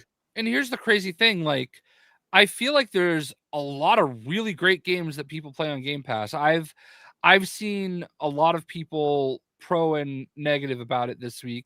Obviously, mostly negative, but like a lot of the positive people. Like, I saw somebody say that they've played like 60 different games on Game Pass just this year. And I can't even imagine playing 60 games in a year. Like, yeah. I'm over 40 hours into Ghost of Yote. And like, I don't know how anybody else is playing any other games. I can't even fit in like 2 or 3 hours of Rivals, Maybe they're literally just trying a game for a couple minutes, for like 20 minutes, and then go to another one. And that's maybe that's the case. And maybe some of the games are shorter games. I'll tell you, I definitely used Game Pass for a couple games I would have never bought and I would have never played, just because they were like basically platinum trophies that you could get within like a couple hours. Fake news. So, sorry. All right, well, stop. I'm off. My hands are off it. We both saw the same thing. Yeah. So yeah, like, honestly, Call of Duty being on Game Pass was supposed to be a Game Pass seller, and obviously it wasn't. And obviously it dipped into their revenue, but like, at the same time, I don't know, man. I don't understand their thought process on anything. I feel like it feels like they're just like throwing darts at a wall, and like, all right, let's try this. But like, somebody else is trying, like, it's like what we just did right now. We both tried to highlight the same comment, but we end up like fighting over highlighting different ones. You know what I mean? So I don't know. I just, it was never a good idea, because like, literally, like I said, gamers are notoriously not into any form of price increase, even if it's justified, even if you can, you can actually make a valid argument that like, and that's why Grand Theft Auto 6 is going to be fascinating, because that's definitely going to be something where we're like, okay, what will gamers actually spend? You know what I mean? Yeah. So yeah, it's definitely still on Game Pass, but it looks like they got rid of the discount. That is actually something that I use with Fortnite, is whenever I buy V-Bucks on Fortnite, I get like 10% off, Yeah. It looks like they're looking to get rid of discounts. So they're definitely trying to improve those margins they're getting on Call of Duty. Yeah. Yeah. And again, like I said, for someone like me, I'm not going to notice it. You know what you could also do right now? Like, you could literally also load up 3 years of Game Pass at the standard price it is now, like, or even possibly cheaper in some cases. There was a time that I never paid more than I would always pay, like, even with PlayStation Network, I would never buy it until I found it on sale, and those sales have become less and less lately. But yes, use creator code JShockBlast. Thank you, Gio. But yeah, and that's the wild part about like us, like nitpicking the little aspects of it. At the end of the day, I actually agree with you. This is a terrible move. like even if it like it's gonna save me $10 a month in a way, like because I already have Game Pass through 2027, I think. Like I already have it, like where I got like a few like 3 free months here and like this here. Like there's all sorts of promotions that are always going on. And I've just built them up. Yeah, I mean that was my whole point from the beginning. Like I think this obviously was. I didn't even get into what I thought about. I just was pointing out that there's a lot of backlash about this, and a lot of people guessing. I understand. I just rejected the idea of. I generally don't like the idea of insulting and assuming motives of people who are when they decide I'm not going to spend my money on when a corporation does something that's objectively shitty. Like I feel like that cancellation is just valid. Just right off the bat, it's your money, and if you don't like a corporation doing something shitty and you decide I'm going to make a change, I think that's perfectly fine. Do your thing. I don't think this is objectively shitty. I think it's objectively a bad idea. I don't think it's a shitty thing to do because they're trying to bake value into it. I think it is an objectively shitty thing to do in terms of obviously in terms of well, it's actually even debatable how we'll have to see what the math ends up looking like long term for Xbox. But I think in terms of consumer relations, this is objectively a shitty thing to do to increase the price of your service by more than 50%, especially the way that they rolled this out. I think it is a objectively shitty thing for them to do, especially coming off of the price hikes for their consoles, the potentially $1,000 handheld, trying to hike up the price of Outer Worlds. Expensive. I mean, everything's more expensive, and nobody like the problem is that every time somebody wants to I think make up for how expensive things are now, because the problem, Jay, is because we actually do know that's like complete bullshit. Like we know there's stuff there is stuff that's more expensive, but we also we know that there's tariff related price increases, but we also know that there are companies who are using the tariffs as an excuse to do something that they already wanted to do. It has nothing to do with their margins. It's pure greed. We brought up Snickers earlier, okay? Like, do you know how much just a regular size Snickers bar costs right now if you go to the gas station? Like $2.50. Like, I remember that was 50 cents for just a candy bar. It's just a small candy bar. Yeah, like, 100 years ago. No, it wasn't that long ago. It really wasn't that long ago. I have not seen. I literally can't remember the last time I saw a Snickers bar like candy for under $1.30. Like I think and in general, food is an entirely different thing in terms of margin. I'm talking about in general. I'm talking about when especially in gaming, there are companies who are always looking for ways to make money. Like the bigger issue, but beyond just the optics of raising their price this suddenly, so much, is that Xbox was just bragging about their record profits. That's where everything looks so bad. Look, we're making so much money. Look how successful we are. We're Xbox. We're printing money. Look at the chart. Sarah Bond, she's never living that down. Look at the chart. Look at the charts. Look at the bar go up. Oh, by the way, Microsoft just laid off 9,000 people. Look at the bar. Look at the money. Look at the money. We're raising the price of our consoles by $100. Look at the money. Look at the money. Oh, the Rogue Ally is $1,000. Look at the money. Outer Worlds 2, $80. Look at the money. Oh, Game Pass, we're increasing that by 50%. But we're making so much money. Like that, you can't have all of that happening at the same time. It looks horrible. That's fair. I would not have done this. You know what I mean? Like not what I would have done at all. Like I really feel like, but I also feel like Game Pass was grossly underpriced for what they were trying to do. And that's their fault.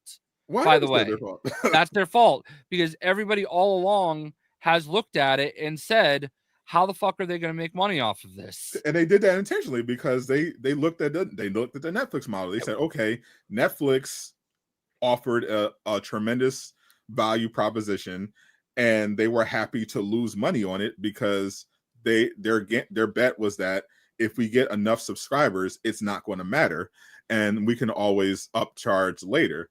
So what is it now? $30? Yeah, they implemented that for Game Pass. They just didn't get those subscriber numbers. They plateaued at like 25 million. That's a gym membership right there. But like, here's the other thing: is it's not like the same people that are freaking out about this.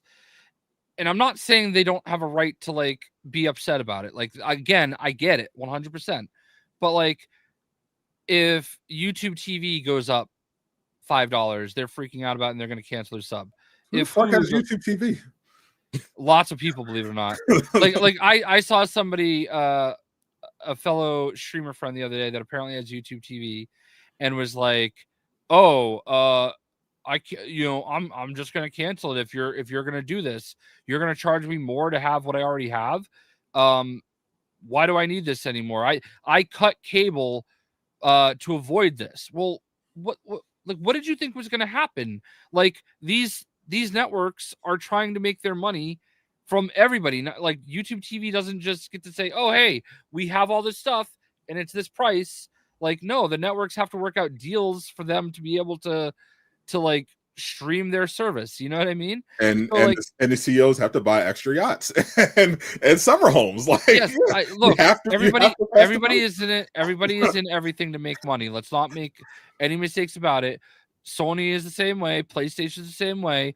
They're doing everything that they do to make money, not out of the goodness of their hearts.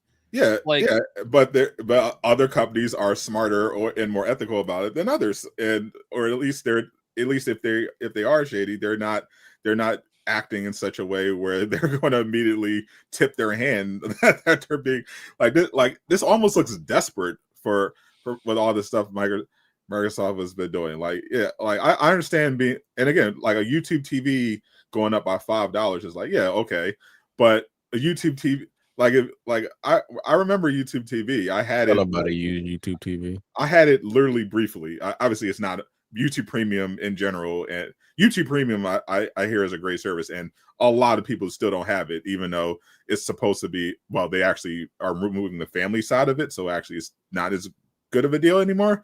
But yeah, it's not a hugely popular service. Most people just use normal YouTube, but I had it briefly when it was like $40.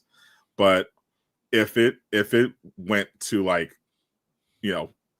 80 a year later, I'd be like, what the fuck? No, I'm not getting this. Like, right. But the point, I use YouTube TV as an example. Like when YouTube TV has a price rate increase, or Hulu or Netflix or any of them, every single one of them, when every single one of them has any price increase, the internet is the exact same way. They're just losing their shit. It's not though. They are. You just don't objectively not. No, there's a difference between some people grumbling about a price hike and like massive condemnation from all sides. Like this scale is just completely different. Like, yeah. You're right. I forgot. I forgot that nobody ever bitched about any price increase. Again, I literally just said the opposite. I'm saying like it's a very big difference between some people online complaining about a couple $1 price hike and a company increasing the price of their service abruptly by 50%. Like that's obviously going to be a huge, much bigger deal. Like, yeah, like what are you talking about? So your argument is that somebody increasing their service it was just $2 by $2 is the same. Just somebody. Yeah, a company increasing their service by $2 is the same as a company increasing. That's not what I'm saying. That's actually literally not what I said. I literally just said people are going to bitch about any price increase. Period. Yeah, because my point is that you're trying to make it seem like it's all the same when it's clearly not. Like there are always going to be people who complain about a price hike, but we're not talking about that. We're talking about scale. We're talking about the amount of this particular price increase. You're talking about that, and how everyone. It's literally the big. It was literally the biggest everyone. story of the week. It was literally the biggest story of the week, Jay. Blanket. It was the biggest story of the week, Jay. What are we talking about?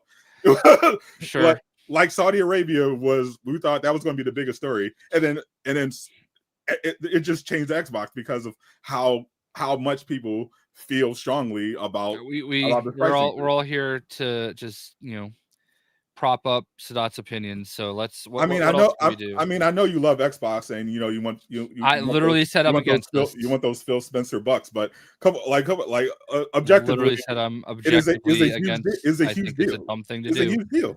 I don't really understand what part of I don't think it's a good idea is hard to understand, but like literally anytime anybody ever has tried to raise the price of anything or throw in ads or anything. Like it is generally across the board, people bitch about it. That's the problem. That's literally the problem, what I said. I feel like it's devil level.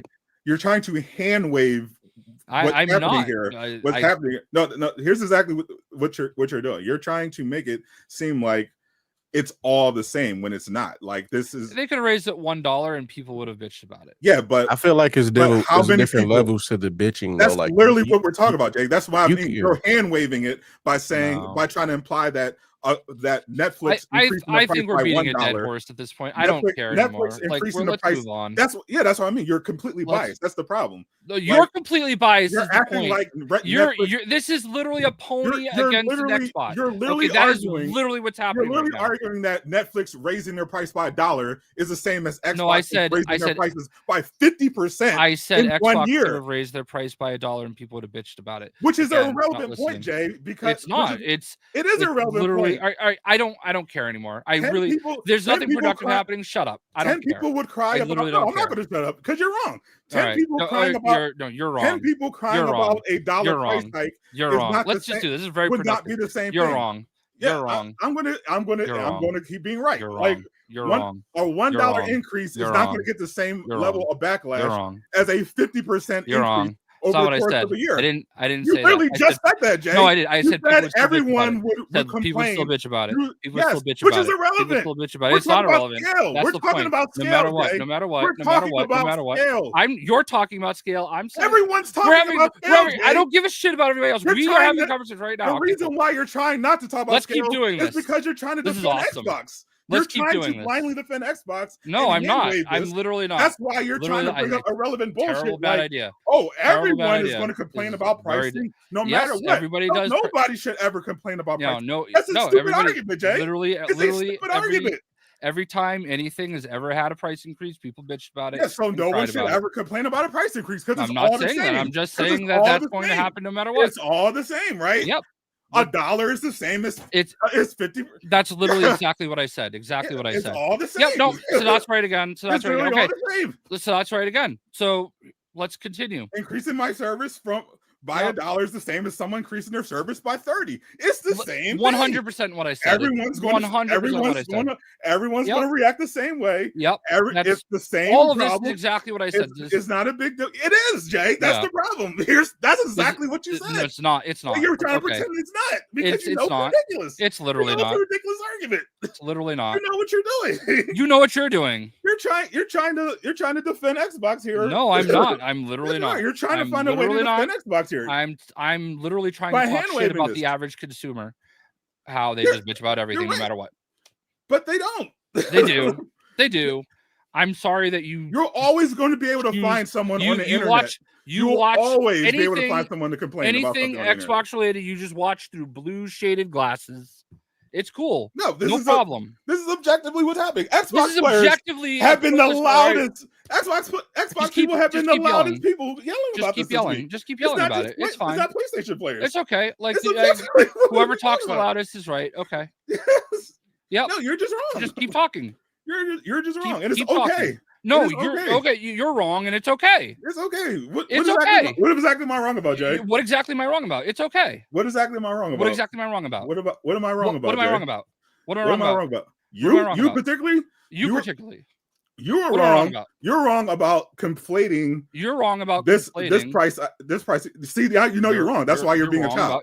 No, I'm just fucking being Michael Scott. You're a child. You just lost. I'm being Michael. No, I'm being yes, because you lost. You lost the argument. Like, you know your argument's bad. I want to opt out of it, and it's stupid. It's not productive. It doesn't do anything for us. No, you're biased. You're absolutely. You're objectively biased. We know that. I'm not biased. I'm objectively biased. I'm not biased at all. You're absolutely fucking biased. I just don't even pretend you're not. You're absolutely 100% a fucking pony, and you know that. You know that you are, and that's fine. I always talk about how great the 360 was. I always talk about how great the 360 was. I'm just objectively. Okay, let's just keep doing this.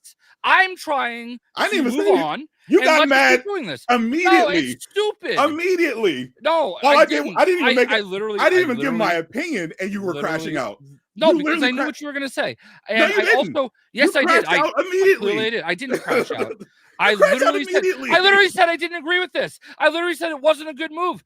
I don't know what else I have to say. After the fact, you immediately crashed out on me. You didn't even let me get there. You didn't even let me get there. All I did was say, okay, I don't think we should be, insulting people. I don't even canceled care Game Pass. And you immediately crashed out. I don't care. Okay. When I was presenting the story. All right, cool. Let's just keep talking about it. Well, what do you want to get out of this? What is your hopes and dreams here? At this point, this is just hilarious. At this point, yes, I think this is absolutely hilarious. Because I completely agree with you. Because I do think it's just ridiculous how emotional you get over Xbox. How you're acting, absolutely. Over Xbox, it's crazy. I think it's crazy how you're acting. You get so emotional over Xbox every time. Exactly.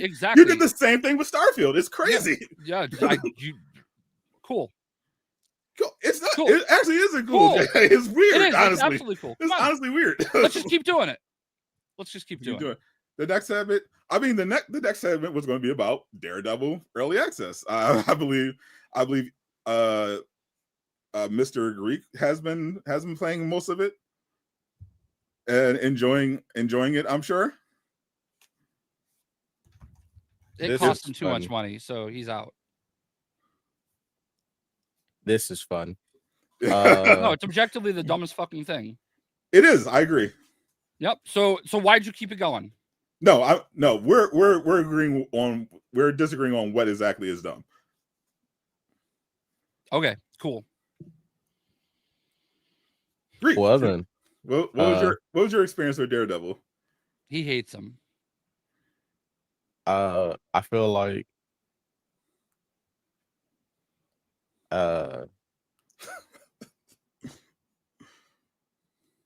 hi chat. Hi. I just want to say hi. I feel like we shouldn't, Terra Master. We should actually embrace these corporations because people always complain no matter what corporations do. As long as it's the right corporation. Like who cares? Like, as long who cares? As PlayStation does it. Everyone complains whenever a corporation does something. Like, why do we complain about corporations doing anything? Like, that's they poison the water. Who gives a shit, right? Definitely the same as who cares? Who cares? Poison the water, price increases, price gouging. Who gives a shit? Everyone's going to complain no matter what a corporation does. Yeah. So we should just lick their boot and do whatever they want. Yeah, it's not just collectively boot. What do you think? What do you think Daredevil is going to be like in the current meta, in the upcoming meta, Jay?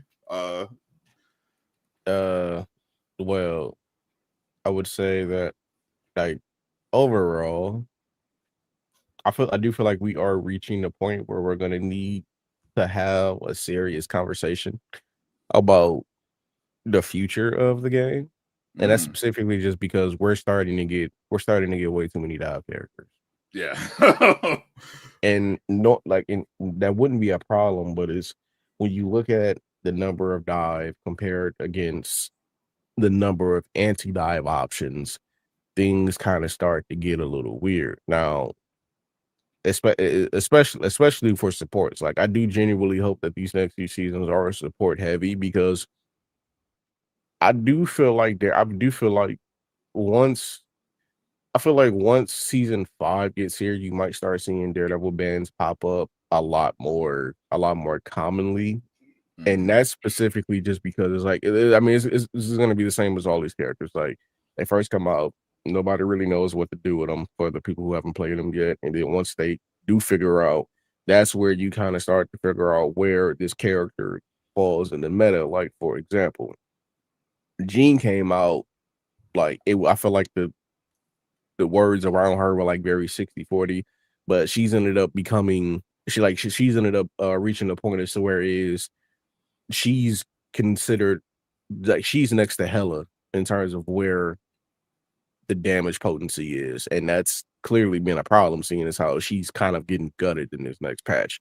Blade Blade definitely fell on the low side with like he not that he can't be good, but like pretty much just his basic sword attacks suck. Like his kick could definitely use some more retuning.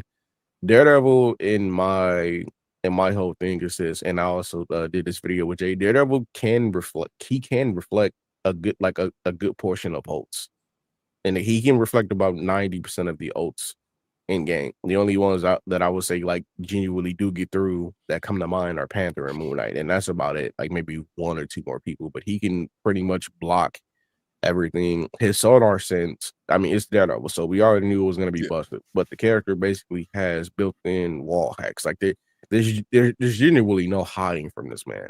The supports are definitely going to have a very rough time, because if you get matched up with a Daredevil who knows how to tunnel vision correctly, you're not going to be able to run from him, because that's another thing. He has a lot of fucking movement. He has a lot of movement. I do think he's fun. He is fun. There's definitely going to be a bit of a higher skill tier ceiling with him. I feel like close to Panther, just like because it's not just like simple rush down, punch, punch, punch. It's like rush down, managing your cooldowns, managing that parry. It's really Iron Fist and Cap in one, because that baton throw can definitely fry you. Not to mention his dash resets, his overshield that he can get. He can also get overshield now, like by himself, which is fun. I do feel like he's definitely a good character. I don't think he's going to be broken. I feel like he's going to have a comfortable place in the meta, especially in the dive meta, especially against certain characters like Invis and Loki, who just are great at disappearing from sight. But yeah, we are definitely reaching the point as to where we need to genuinely start having a conversation, because, like I said earlier, we're getting to a point as to where the options of dive compared to anti-dive are just too high. And it's either some of the existing characters need tune-ups to better effectively deal with this. The supports definitely need to be tuned up in order to deal more with this, or we just quite literally need more anti-dive options. Like put them on the shelf for a while and just give us people like Pastebot Pete or who the fuck ever that can just stop these characters in their tracks. The correct answer is Emma Frost. And see, probably for me.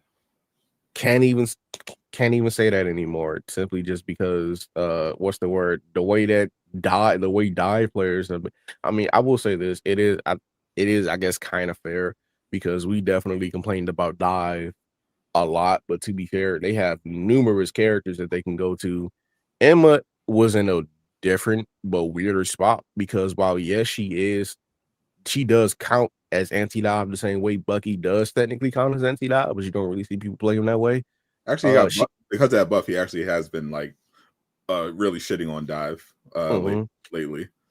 Emma just as a whole is very oppressive to all comps, just because of her ability to just stop in the gate things and whatever. So she definitely did catch a nerf. I feel like she's probably gonna catch another nerf within the next season. Because I mean, she's not as bad as before, but she is still a bit of a problem. But overall, she actually counters Daredevil, actually. Yeah. One thing I didn't hear you mention, which I think is fair because you mentioned lack of anti-dive characters. You didn't mention Daredevil as a potential anti-dive character, which I think he is. Only reason I would say no is specific. Put it this way, I would say no. And the only reason, if I was to say he was an anti-dive character, the only notch that I would give him in that belt is that it would be two notches, right? but it would more so be in terms of more so just calling out or spotting the enemy instead of actually being able to do something. His radar sense makes it so that, yeah, okay, if you have a Daredevil on your team that's paying attention, yours is going to make it very hard for flankers to get around if the team is actively paying attention to you. Now, the next point would be, okay, if somebody's getting dove, Daredevil technically does have the movement needed to make it back very quickly in order to help. But past that, I don't see him stopping a Panther. I don't see him stopping. I don't see him stopping a Magic like that. Not consistently at the very least, unless the person really knows what they're doing. I don't know. I was watching a lot of the early access gameplay. I was seeing some of the interactions between Panther and flankers in particular, and Daredevil and different flankers. And I don't know, Daredevil. The people who had like figured out Daredevil were actually frying like they were frying Bucky consistently, even though he's like really good anti-dive now. They were frying Magic. They were absolutely terrorizing BP. They were frying Spider-Man. They were frying Magic. I was even seeing Daredevil cooking up like Venom. Because like, what? I think because the reason why I brought him up as anti is not even just because of the radar sense. I think it's because Daredevil is legitimately, from what I'm looking at, like one of definitely like a top 3 1v1 character right now. Like he there are just so few 1v1s that he loses because not only does he have like a lot of damage and like burst damage, but like he can refresh a lot of those cooldowns and continuously give himself these shields. So it's like really hard to like deal with him in a 1v1 scenario. And on top of the fact that you can't surprise him, I think actually could do a lot of damage as like you can play him as a flanker. Sure, I think that's what the people think they're going to do. But he can be an anti-dive. Okay, I do see what you're saying, specifically just because of the fact they even play him as like a brawler, who also can defend against dives, but you'll take opportunities when you can. Kind of like the difference between like how when you use Namor, if you're playing against dive with Namor, you're mainly hanging around the healers, and then or just hang. Same with Bucky, you're just like hanging around a certain point. But with Namor in particular, you go on the flank when the dive is clear. Yeah. But then you come right back to your team. I feel like Daredevil could potentially have a role where, there are games where you can play him as a flanker, but if there are flankers on the other team, you can kind of have him watch out for the flanks, help heal, and then when he's not doing that, help the front line deal with the enemy tanks by brawling, which he's also really good at. In that regard, I can't agree, and it's not even just because it was done against dive characters. Daredevil, with the exception of, I want to say, the tanks, maybe a few of them, can genuinely just burst the hell out of somebody very quickly. That's also what I kind of said earlier. I'm not gonna sit here and say Daredevil is inherently an anti-dive character, but somebody who does know what they're doing, like you said, can definitely stop a Magic. Can definitely stop a Magic or stop a BP, because the thing is, I want to say, unless it's, I want to say, like, because when it comes to the divers, unless it's like Spider-Man, I would say you're not really going to be able to run from him. Yeah. Unless Spider-Man or maybe Iron Fist.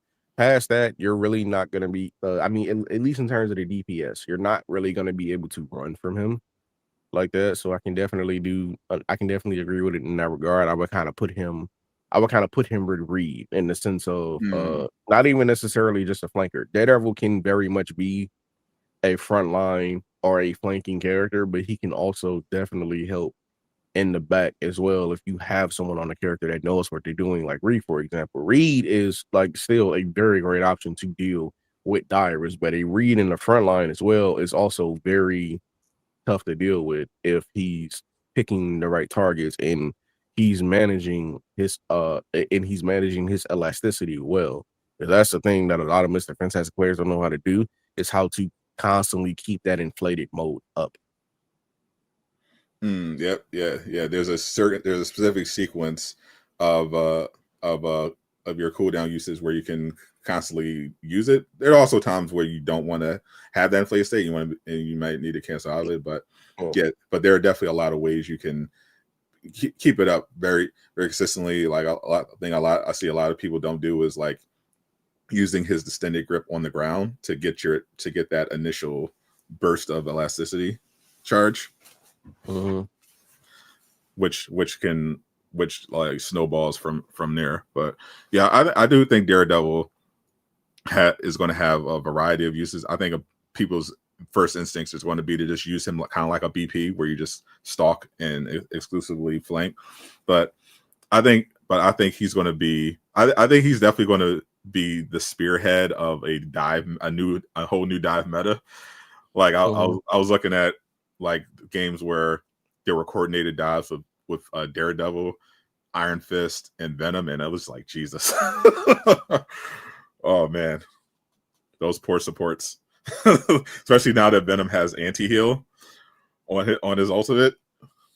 Yeah, that's another thing too. Venom, I would say Venom's ult does, I want to say, around 300 to 400, maybe more damage. Now, so that's definitely going to be enough to kill quite a handful of people with a damage boost specifically. Because I've been seeing this a lot recently. Venom now has the ability to kill a handful of supports through their ultimate, including somebody like Luna. I mean, Invis has always been like the main support. You've always been able to just like outright kill through their ultimate while they're still in. Yep. But yeah, Venom has definitely gotten to a point now as to where if he's getting damage buff, that support ult is no longer safe. Yeah, I think Invis is actually going to see a pretty steep decline in play in the new meta. Loki was already kind of on a decline a bit, but yeah, I think with Daredevil now, the increased anti-heal, Venom has it now. Blade got buffed, he already had it. Namor now has it with the Hela team up. BP Daredevil canceling invisibility. I think we're going to see less Sue, but I think we're going to see an increase in Rocket for sure. Because now he gets the 40% damage boost on his ult, and Phoenix got nerfed badly. Sometimes I wonder if they even play their own game.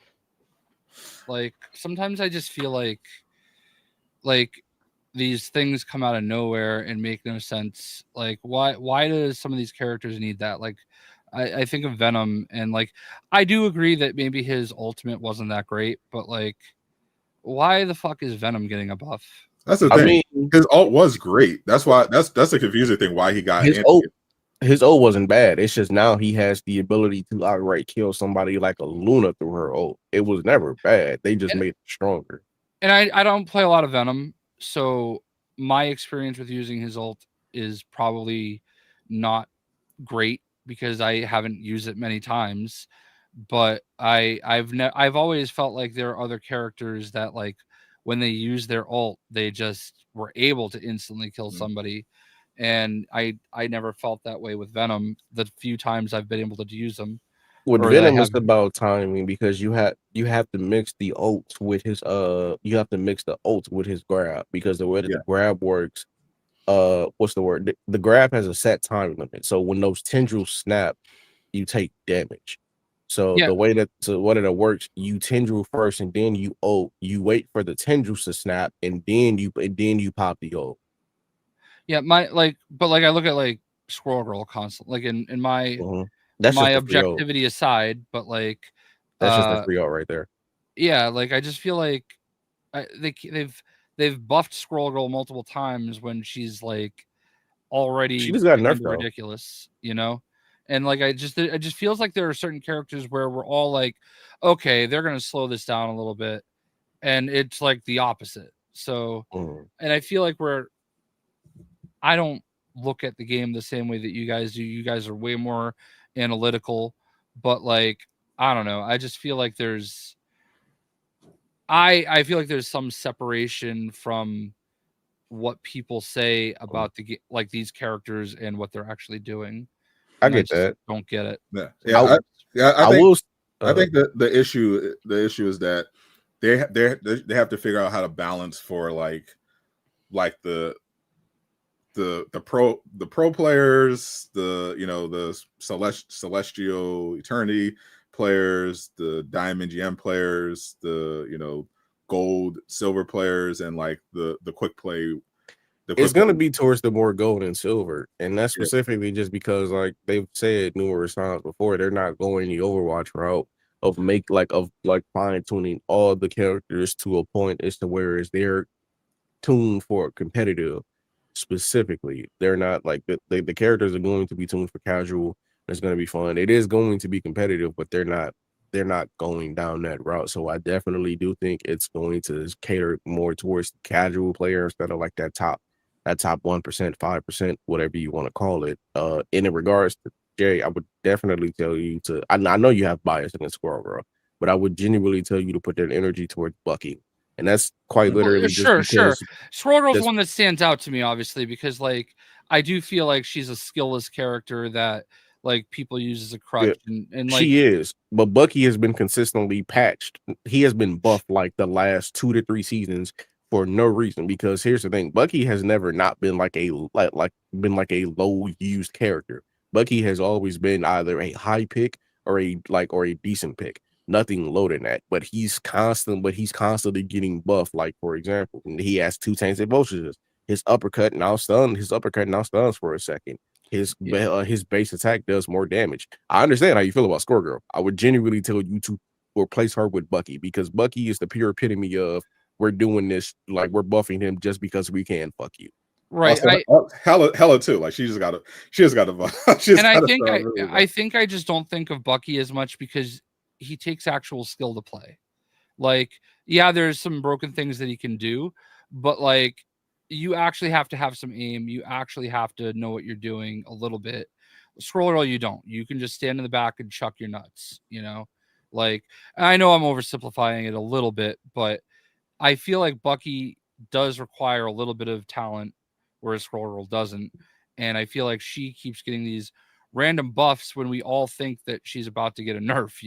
But Bucky's a great point too. Honestly, I think Bucky is easier to play and get value on the Squirrel Girl in some cases, particularly on some maps, because I've been playing a lot of both lately, and I was just realizing, because like especially against, I think the main difference is that on certain maps and against certain comps, yes, Squirrel Girl is just like free, but if they make certain swaps, then she's not, like if they're using a lot of flyers, then she gets considerably less value. And there are a lot of popular comps and maps where Squirrel Girl you're just shucking, but you're not really doing it. You're not really doing a whole lot. Whereas I feel like Bucky, in pretty much any situation, you can get value on, because the way his kit is designed, especially because they gave him a range buff, you don't need to flank on him.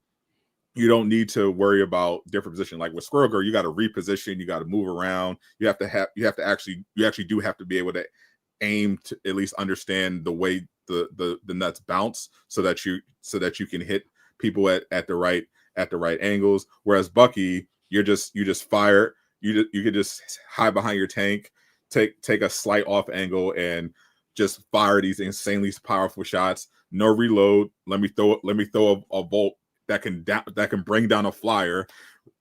Instant reload, pop, do hear you. Boom, instant reload, pop. Oh, let me hook your tank in here. Oh, there's a diver. Let me uppercut him and just die. He just died. I do hear you. Here's my thing. I can understand where you're coming from with Bucky, in the sense of, like pretty much everything he does gives him bonus health and resets his shot count. Yes. Yeah. But if you cannot directly aim, that's a bit iffy. Squirrel Girl, I cannot count how many times I've shot a stray nut and killed somebody that was Yeah. not my intention. I cannot count how 100%. many times I've shot a stray nuck into a room that I couldn't see into, but I knew someone was in there. And this is specifically just coming from me because I used to play Junkrat on Overwatch. I know somebody's in a tight space. So if I shoot this high on the door, it's gonna fall into the room and they're going to die. And guess 100%. what? I'm not going to kill the person I intended to because Squirrel Girl is just inherently fucking free. I Yeah. do understand where you're coming from with Yeah. Bucky. I know you get more more cheap kills with Squirrel Girl, but I think just overall, apart from like alt usage, because I think that's the main difference between them. Bucky's alt is harder to get value on. Obviously, when you do use it at the right time, it's just you wipe the entire team for free. Whereas Squirrel Girl, you have to all you have to do is get close because the mistake a lot of people make is that they do it from far back. No, you get up close and then you pop it so they have very little time to react, and because it's so close, they might not be able to shoot it. With Bucky, yeah, it's a lot harder. I agree with Jay on the aspect of yes. Don't get me wrong, both these characters definitely do have their aspect of free to them, but at the same time, Bucky has 3 shots, and he will reach a point where all his shit is on cooldown. Mhm. That is genuinely the point of time where he is fucked. Squirrel Girl has movement, and she has CC. Not to mention those nuts hurt. Oh yeah, for sure. You can run down you can maybe run down a Bucky and live through that and kill him before you die. Unless you're a tank, you're not doing that against a Squirrel Girl. 3 shots and you're done. Squirrel Girl next to because here's how I look at it. There are some characters in terms of when it comes down to just ease of use in numerous categories. There are certain, like, you got Squirrel Girl, you got Wanda, you got Jeff, you got Cloak and Dagger. Those are characters that genuinely never need to be compared to anybody else that's not in that same category as those 4. You can throw Rocket in there. Yeah, I mean, you could throw Rocket in there most definitely. Jeff. But it's like I can't sit here and I agree. Bucky is definitely easy if you have a bit of aim, but he's not easier than Squirrel Girl because Squirrel Girl will get you your intentional and unintentional kill. I don't think completely on accident. You can't beat that. I don't think he's easier overall. My point was that there were definitely. I think my point overall was that Bucky, I think, is not only just overall more broken than Squirrel Girl. I think there just are certain scenarios where Bucky is just freer than Squirrel Girl. Like in particular when we talk about certain comps and certain maps, like on like the Manhattan map, like Squirrel Girl is just free. Like just play Squirrel Girl. Don't think about it. Like it's just free. Everyone, you're on a narrow street. Just throw the nuts. You just win. You should win the game. Like if you're if you're not winning on Squirrel Girl on that map, your team is probably ass or something's wrong. But again, like things do get a little tricky when we start getting more flyers thrown in there. Then all of a sudden, Squirrel Girl not quite as impactful. Flyers is the only part I can concede on because I will say there are Squirrel Girls who can deal with flyers. It's not common. Very rare. Very rare. I will concede on that. Past that, I'm not like what's the word?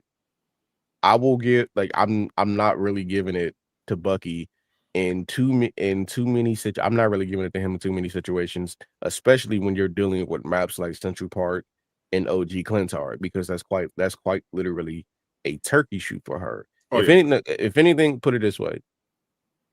I would give you Bucky has more versatility on domination maps. On convergence and convoy, I'm giving that to Squirrel Girl, hands down. And that's simply just because there's a clear lane, there's a clear sight where she's aiming and she can get her shots. If Bucky's on domination, I mean, yeah, everybody's fighting in an enclosed space. You can deal with him there. But outside of that, I feel like that's going to score girl 60-40 in a lot of those situations. And that 40 is specifically the handful of people that are good with Bucky. The 60 is people who don't know how to fucking play, but will pick Squirrel Girl and drop a 40 bomb. I'm giving that to Squirrel Girl 60-40. For sure, but as soon as the flyers start coming out, it gets a little spooky. It gets a little spooky for Squirrel Girl. I can concede on that. Absolutely, I got no defense. All of a sudden, it's like, oof, yeah.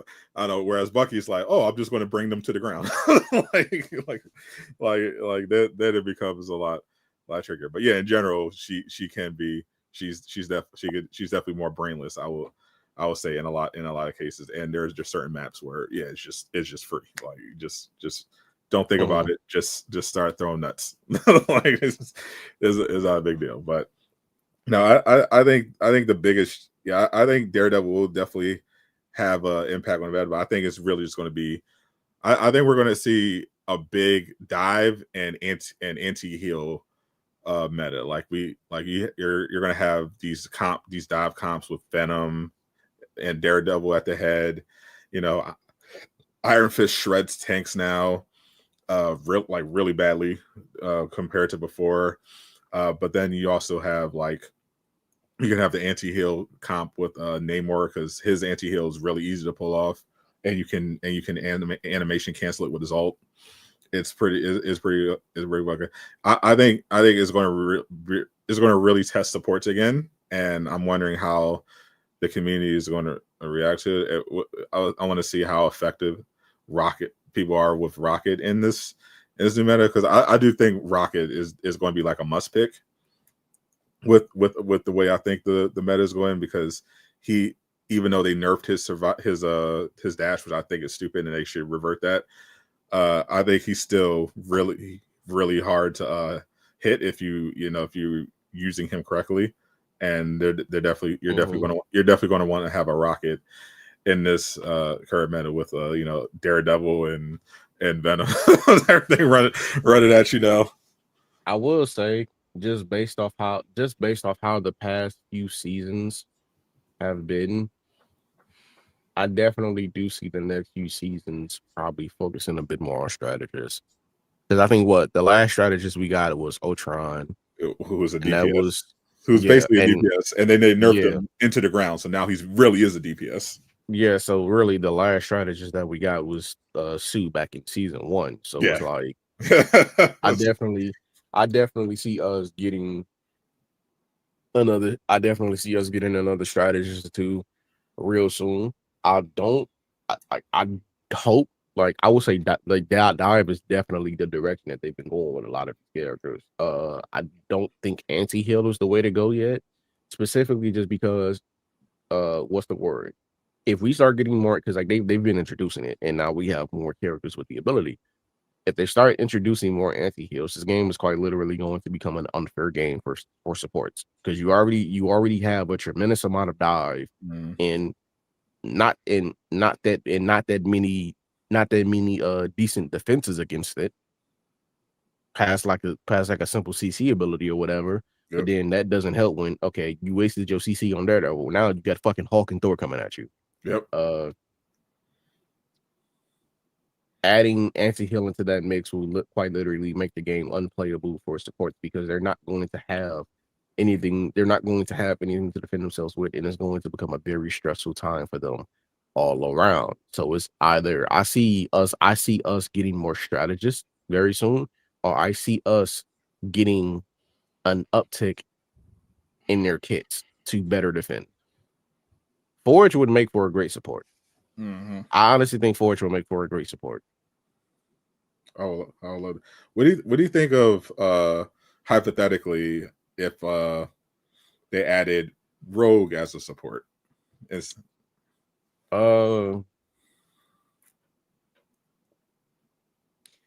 Rogue as a support, I feel like that would definitely be dipping into Loki's territory a bit. I do feel like Rogue would definitely have some very decent fucking CC, either just through the use of her powers or due to the fact that she can literally put craters in fucking chest. Yep. But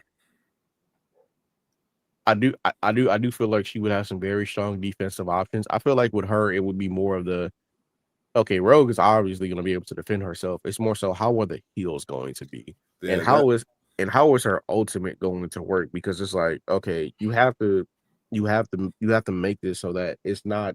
You have to make this so that it's not the same as Loki's, but it's also not worse than Loki's. I think But I think a flying support was an amazing idea. I thought the execution was not great.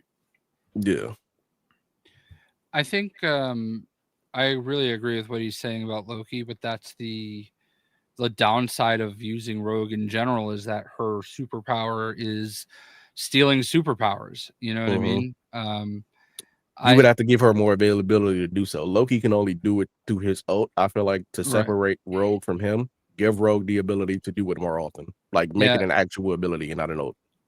it's weird. I don't know how they pull it off. Like I just always think of Marvel Heroes where she literally, if she saw a character, she could take one of their powers. And Oh, she didn't. She didn't I have to don't touch him. um I don't remember the exact mechanic they used, but it was something like that, yeah. But like I don't know how else you can really do Rogue because like I feel like you almost have to create a fourth class, which is like an all class, you know, So you can call where a hybrid at that point. yeah, like Yeah. because like you can make an argument that she could be all three roles just depending on who she touches, True. you know. I want her. I want her as a damn tank, but yeah. I think she should be a Vanguard personally, because when I think of her, I think of like her battles with Captain Marvel. Yeah. And I don't know. It's like you can make an argument for DPS, you can make an argument for tank. I think there's less of an argument for strategist, but again, you could have her do that, you know? Like I don't know. I feel like she's a really tough one to really get right. And that's also what I kind of feel about Daredevil and having played him a little bit. I don't think Daredevil is going to be for me. I don't really like some aspects of how he is. I think there's I think he's a 3-star, I think, and it makes sense. I think it's going to be a little bit of a challenge to play him, but I also respect the way they made him with like the way his vision is, because this is the argument I've always made about a Daredevil game being made. Like, how do you account for the fact that he's blind, you know? And do you play the whole game in basically detective vision?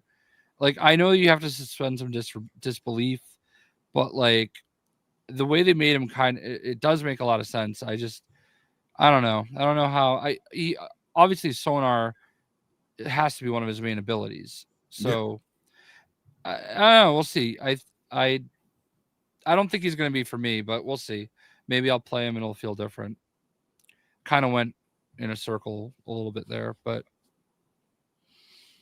No, we are. I do think Beast would be a great choice for support. Movies. Yeah, I would. I just want, and the reason why I wouldn't mind Rogue as potentially a support, depending on how designed it is, I feel like we need a true anti-DOS support. I feel like that would kind of be the perfect counter, because Ultron, I feel like they kind of dropped the ball with what he could be. But and I honestly, I think they just should have just originally stuck to him just being a pure DPS and just optimize his kit around that. But that aside, That would be the day you start seeing support characters get banned more consistently. yeah, I like the idea of a support character that can just absolutely shit on a dive, like just absolutely just shit on him, and but also still be able to heal. But obviously, you need to be able to balance that, because you don't want, because Overwatch had an issue where you had supports that could basically do everything, and they were basically, is like, why have a DPS when you have a support who's stronger than a DPS? But I think just in terms of like, CC stuff like that, like no need necessarily make her insanely strong, but give her like defensive and CC abilities that just can shut down dive. I think that's what kind of the support class needs, rather than just a character who can like run away, which even they nerfed, like which again I don't like Rocket's whole deal was that he had a lot of movement and his ult could damage boost, so you could do some cool combos. And then they were just like, oh, actually, we just don't want him to be able to move. And it's like, no, well, why don't if you don't want mobility on your supports, like why are you adding all this dive? Like it didn't really make sense to me. I can't play dive, so I'm just not really a fan of it in general. So I will say this: you just need to get over your hurdles. So one of them being you do not pay attention to when the team rushes in with you. I feel like that's one of the big, and that's not just with you. That's one of the biggest issues with dive as a whole. You have some characters, yes, that are meant to jump in and disturb the backline and provide the team an opportunity to move forward, like Venom, for example, because he can get out immediately. But then when you have somebody like Bing or Hope, you're actively doing both. You're aiming for the backline, or you're aiming for whoever the weakest target is, whoever you think might be the easiest to get at that moment. But you're also leading the team in, because as you're jumping in, you're getting looked at, but the team is also following right behind. People would just call her ugly for no reason. Well, we wouldn't have to worry about that in Marvel Rivals, but because she would definitely be extremely caked up and have some kind of rebellion off it. But yeah, but they find a way. It has been really interesting to see the reaction to the Wolverine trailer from those people trying to find any way to hate, because they already had made up their mind before to push that narrative. I'm seeing people say, "Oh, Mystique, oh, they made Mystique." Bro, that literally just looks like Mystique. That's literally just what she looks like. I'll tell you, like, while you're mad she's not wearing a bikini, like she's infiltrating the Reavers. That's why she's dressed like that. She's infiltrating the Reavers. Like, what are we talking about? It literally just looks like Mystique. But no, I mean, to fairly answer the question, like, Mystique's another one that you're kind of like, I feel like she would be an infiltrator, where like her ultimate would be that she looks like she's on your team. I feel like that would be like her passive, like, because her whole thing is like she shapeshifts, right? And that's kind of it. Like, she's not morph where it's like he shapeshifts and takes on like the powers and attributes. She's mainly just a shapeshifter, and she'll have like a weapon with her. I feel like she would legit just be like an assassin. Yeah, where you can like shapeshift into. It'd be cool to see how they do it, but I feel like there's another game that does that, and I can't remember. It's at the edge of my brain, but I can't remember what it is. But you do My Hero, the My Hero Ultra Rumble. There's a character, Toga. I don't know if for anybody that knows who Toga is. The way that it works in game, she can siphon blood from enemies, and she can either transform when they're alive or when they're down. When she transforms, it's not just the body. You get their username too. So when you transform, it's a complete transform. And unless she attacks you, you cannot tell the two apart unless you're actually playing with the Toga and they're telling you that's not me, as you see somebody running at you and Mach 10.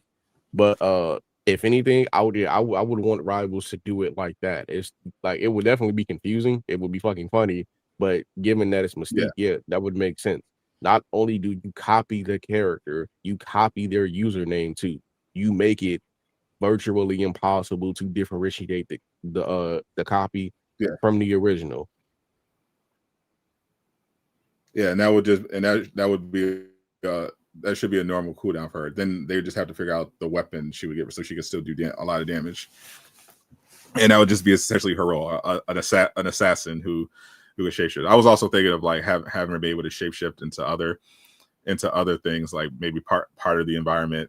Maybe she can shapeshift into like a rock nearby, just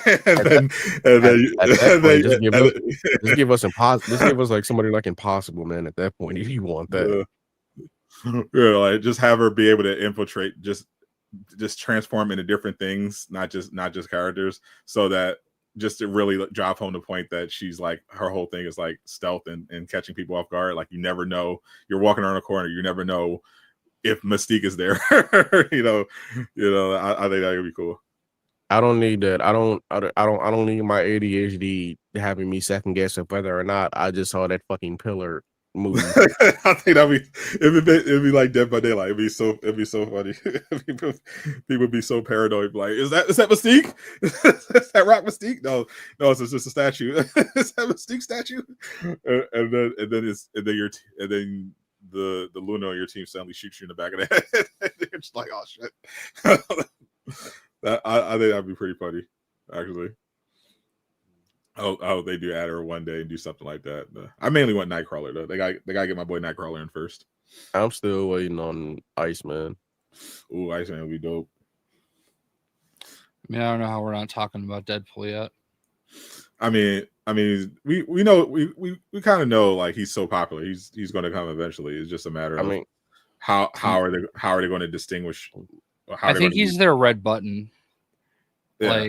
Like I feel like that's somebody that they've got all set up, and they're just waiting, like until they have to. You know what I mean? I mean, he is here. Like I would say he's currently dealing with the mess that Gambit and Rogue caused after that the collectors. No, not the collectors. What's Grandmaster. the word? Grandmaster.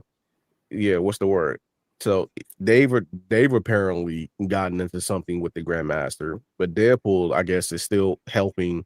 Well, not helping. He's just there, probably not doing nothing, but he's still there with the Collector because the Mantis, Jeff, and Psylocke breakout kind of ruined his theme part because it wasn't just them that got out. I think it was a bunch of more variants that also got out as well during the breakout. Yeah. So I think he's on cleanup duty right now. He is here. Like there's a lot of people that are here. Yeah, he was the man. He was the man in red. Psylocke was talking about. Some people thought it could be Daredevil. Obviously, we found out later that when we saw the first Easter egg for the 8th city, that obviously, that's D-Zong is obviously Daredevil. So it wouldn't make sense for it to be Daredevil anyway. He's not he wouldn't be like a mercenary working for the the Collector or anybody like that. So it made sense. It was Deadpool being a menace. Yeah, but he is here. I do imagine he's coming soon because here's the thing, right? The thing is for Marvel, it's not like we're dealing with an Avengers situation where it's okay. We have what's the word? We have Jane Foster, but then we got a heavy hitter next in She-Hulk or the Winter Soldier, which is kind of what people, who you want to see. And it takes time for these characters to get here. The Rivals has access to the entirety of Marvel. So it's like, I won't sit here and fully say, well, to put it this way, I will say that Deadpool is not the only red button. I will say he's definitely like top 5. He's like one of the main ones, but he's definitely not the only one. And I think it's more so just go ahead, Jay. Well, I was just gonna, and you might have been about to answer this. I was just saying who's not in the game that, from a popularity standpoint, is bigger than Deadpool, like a general popularity. I mean, I would argue that Deadpool is Marvel's like top Thanos. 3 or 4 most popular characters. Period. Thanos and Doom. Thanos is definitely not more popular than Deadpool, and probably not even Doom either. He's not. And what's the word? I'm not gonna say he's more. I would say they're about equal, and that's specifically just because of recency bias to just how much this character is now in media everywhere. Green Goblin. I say Green Goblin. Definitely not more popular than Deadpool. Like they literally just released a comic book of Deadpool and Batman that had 35 covers, and the second printing has 27. Deadpool is one of the top 3 biggest money makers for Marvel. Look, Thanos and Doctor Doom certainly popular. A lot of people know who they are. I'm not taking that away from you, but I'm just saying that Deadpool is a character that they can put out in this game and put it on Monday Night Football, and you're gonna sit there and say, "Oh shit, Deadpool." I want in on that. You know what I mean? I don't think there's any other character that's not in the game right now. I don't think there's a single character in all of Marvel that has that power. Out of the people that I just named, I would honestly give that to Goblin, and that's really just him. Goblin is a fan. What's the word? Goblin is essentially our Joker. That man is a fan favorite. Now, I'm not saying he's more popular than Deadpool. That's not what I'm saying. I'm saying I would put him equal to where he is. This isn't a perfect metric, but I was curious. So I did a Google trend comparison between Thanos, Deadpool, and Green Goblin, and I filtered it by web search over the past 12 months. And unsurprisingly to me, at least, Green Goblin is just nowhere near either of them. Really? Just over the past 12 months. But Thanos actually more popular than Deadpool in some cases. Deadpool overall more popular than Thanos, particularly in the early part of the graph, but after the earliest part of the graph, the recency bias, and Thanos actually passes Deadpool in the past year and is either even or above him. I wouldn't say above. I'm just purely looking at the metrics here in terms of the search traffic. He's actually even or higher than Deadpool. And I'm sure it's 100% people looking for GIFs of the gauntlet. Yeah, you know? that's why I said it's not a perfect metric, but I was curious to see. Would you put Charles up there with him or no, Jay? No, like we're talking about like needle movers, people that sell merch. You know what I mean? Like, like nobody's buying a Professor X t-shirt. You know, like I'm talking purely mainstream popularity. But how does Thanos fit in this game? You know what I mean? Like I don't think Vanguard. Well, yeah, all right, fair, but yeah, I it's neither here nor there. Like Thanos, obviously very popular, sure, but like as far as characters that we're gonna see as possibly playable, I don't think there's anybody more mainstream than Deadpool. Like I just that's not in the game. That's not in the game. That's not in the game already, right? So that's why I said he's the red button. Yeah, it's semantics at this point. It doesn't matter. Like, I think it would be fair to say Deadpool and Thanos are the red button. Yeah, I mean, that was my whole point earlier. I will agree with Jay that Deadpool is probably. I guess you can say you could definitely make a more than fair argument for him being top 3 or the biggest red button. Absolutely, I saw your face, Jay. I'm just saying. I know Deadpool will be the main red button. My only response is that he's not the only one, because there are definitely a lot of other fan favorites people would like to see. Like, for example, if we get Luke Cage, I'm not gonna lie, you might not be able to speak to this because your skin is a little bit paler than ours, but the black community is gonna be in a goddamn frenzy. Okay.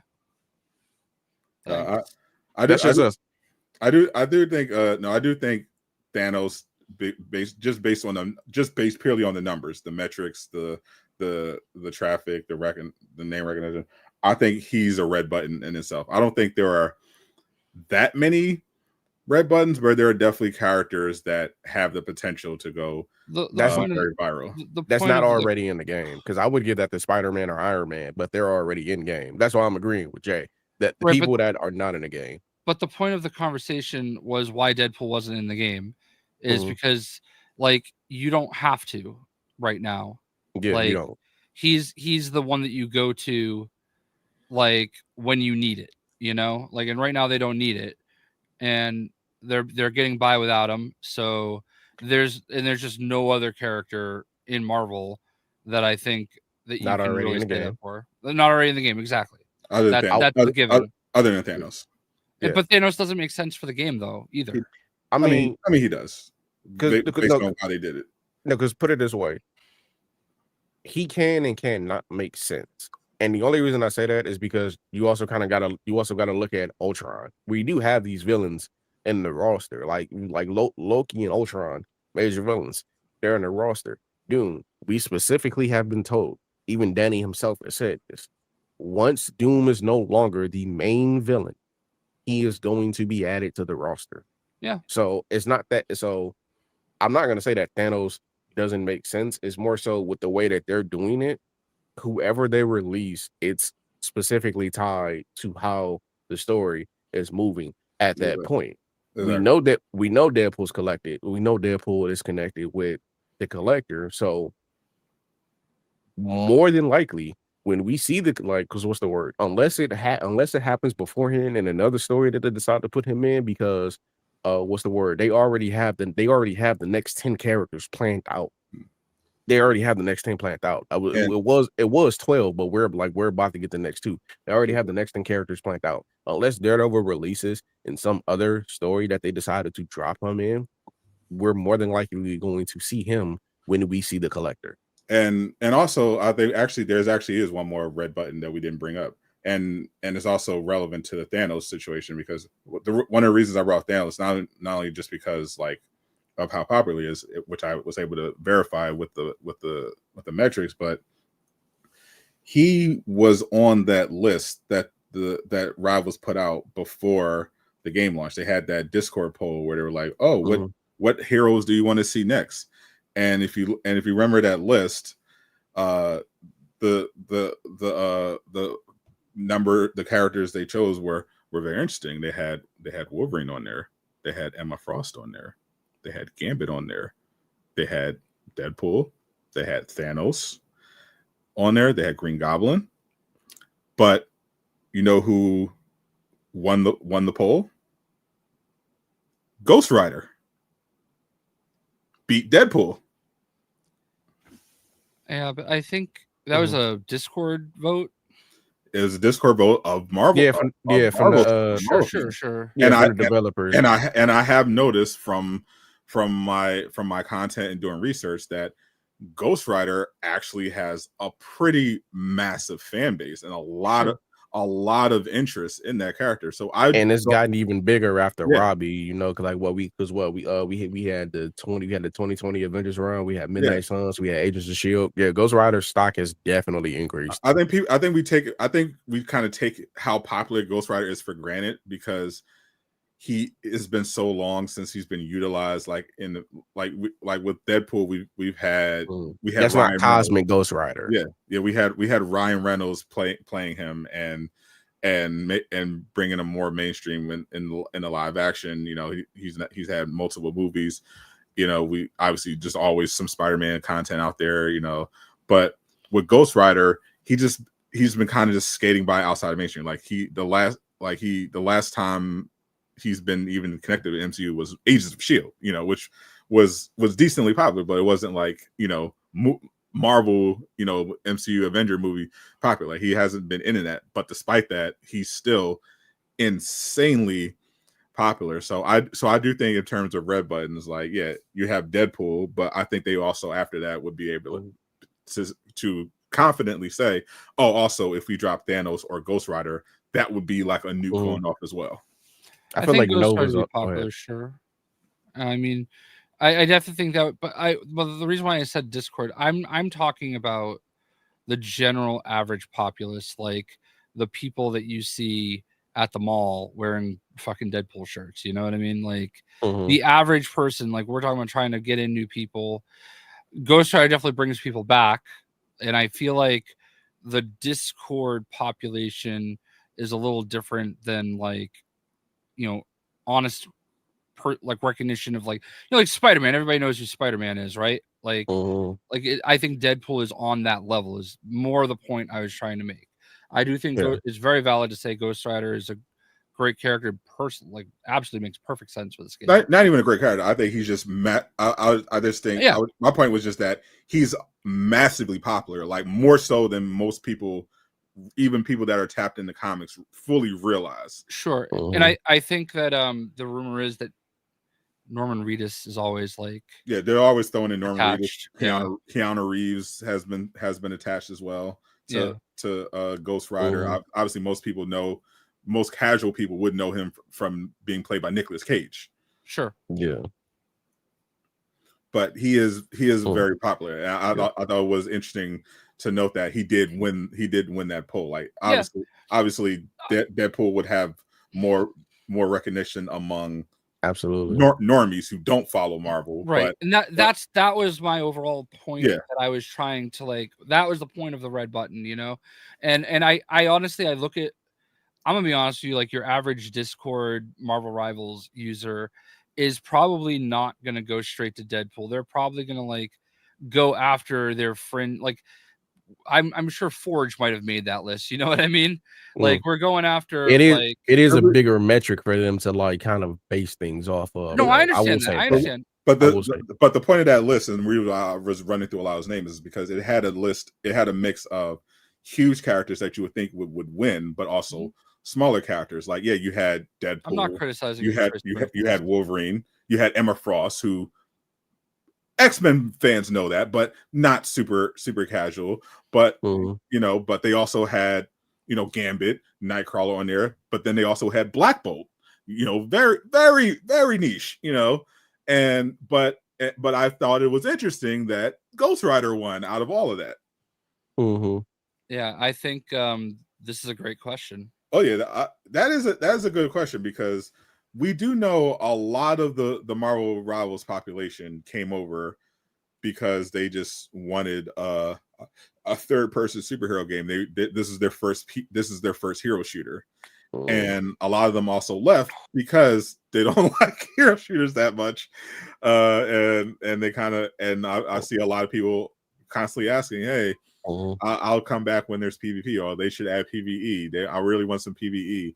I don't want to do, like, even the people who grew to like the hero shooter aspect say, oh, I really would like, some PvE thrown in there or something else. So it would be interesting. I think it would be interesting to see just how big of an impact that would make. I know personally I would be a lot more interested in playing and covering more. Like I already cover Rivals a lot, but I would definitely stream it more and play more if it did have like a dedicated PvE mode. I would agree. Go ahead. Yeah, I would agree. That's all. I would agree on it being a big red button, but I feel like this is a big red button that also comes with its fair share of risk, because I feel like what people have to understand, a PvE mode would be cool, especially because there's a lot of lore in the game to explore. Like, for example, you got Luna and Iron Fist's time with the Agents of Atlas. You have the main timeline, who still like the present day timeline, who a lot of people still don't know. Their Cap is dead. He died. Like he died during I want to say I believe it was the climax of the time stream entanglement. That's why next time you go to Midtown, if you look up on the side of the buildings, especially in the subway, you will see signs saying "Remember the Captain." And that's like there's definitely a lot of lore stuff in the cover, but you also have to look at this from a standpoint of I feel like they will need to be able to handle both sides of the game decently, because Jay plays Destiny, and I'm positive he can attest to this. There's always a problem where one of the two sides ends up becoming overbalanced or underbalanced, more content or less content, and in the process of trying to balance out those things, one of those sides ends up suffering more than they should have. So it's a matter of making sure we keep getting new content, right? We have new characters, we have new game modes, we get the buffs and patches that we need, but then it's also being able to give us a very decent end of the PvE portion, which honestly, again, it might not be as hard to do as it was for Overwatch, because next to having original stories, I feel like Rivals definitely will be in a boat where they can retell quite literally anything, because the thing with Rivals is they can sit like anything that has ever been established in Marvel in whatever form, it's all considered as canon. So the amount of stories that we can get from Marvel are quite literally doubled, because for example, woody woo. There was you got Civil War in the comics. All right, cool. you jump over to the Earth's Mightiest Heroes cartoon. That the whole Skrull invasion arc from there. That's considered like they consider all forms of it canon. So you can definitely get some full recreations. You can get interpretations. You can get original stories. My whole point is that I don't think it will be bad if they can properly manage both the PvE and the PvP side. If not, a lot of people are going to be in for a rude awakening, and that's definitely going to become a big problem for it. Because we've seen it go bad. We've seen it go bad more than good more often. So that's definitely where the skepticism comes in. But I wouldn't hate it for PvE all got added. I don't even think there's going to have a balance. I think the only potential issue with balance would be if they just in terms of time and commitment. And obviously we know that NetEase has deep pockets. They're doing a lot, but in terms of like as a Destiny comparison, I think the issue with Destiny is that the way the game fundamentally plays, there's going to be natural overlap because it's essentially the same. It's a looter shooter. So even if you're doing story stuff, you're still fundamentally, using the same loadouts, the same weapons, you're doing the same stuff. Whereas Rivals can like have modes separate, like the Ultron Battle Matrix, for example, was like its own unique thing with like the characters had different abilities compared to what they had in the PV. In the PV, I wish I would see a 50-foot tall fucking Venom in my ring. Yeah, like or Hulk had his gamma shield in Ultron Battle Matrix was way better because it could regenerate itself based on how much damage it could take, and it also can do damage when it exploded. There were a lot of, and Jeff was an absolute god because when he did his ultimate, if you swallowed enough of the other enemy team, you get you get a free card, and people built their entire things around Invis is old hurt people. Yeah, exactly. They actually had a whole strategy built around using a perk that did damage to the enemy team based on your healing. I think it was called Deadly Healing. The card was called Deadly Healing. So people would use Invis. So people, if they pulled the Deadly Healing and upgraded it, they would use like Invis, Alt, and Cloak and Dagger all in other cases in order to not only just mass heal themselves but also apply a ton of damage to the other team. So it was a completely different game, and I think that's how they could potentially approach a PvP side of it, so that there's really no overlap between the 6v6 and whatever they're doing on the PvE side of thing. And then at that point, it's just a matter of having enough time to give attention to the balancing stuff on the 6v6 side, make new heroes, and also add new content for the PvE people. Mm-hmm. I think that would be the biggest thing. But in terms of like balance, I don't think it's going to be an issue. I think the biggest thing with PvE would be making it adding in Nova. No.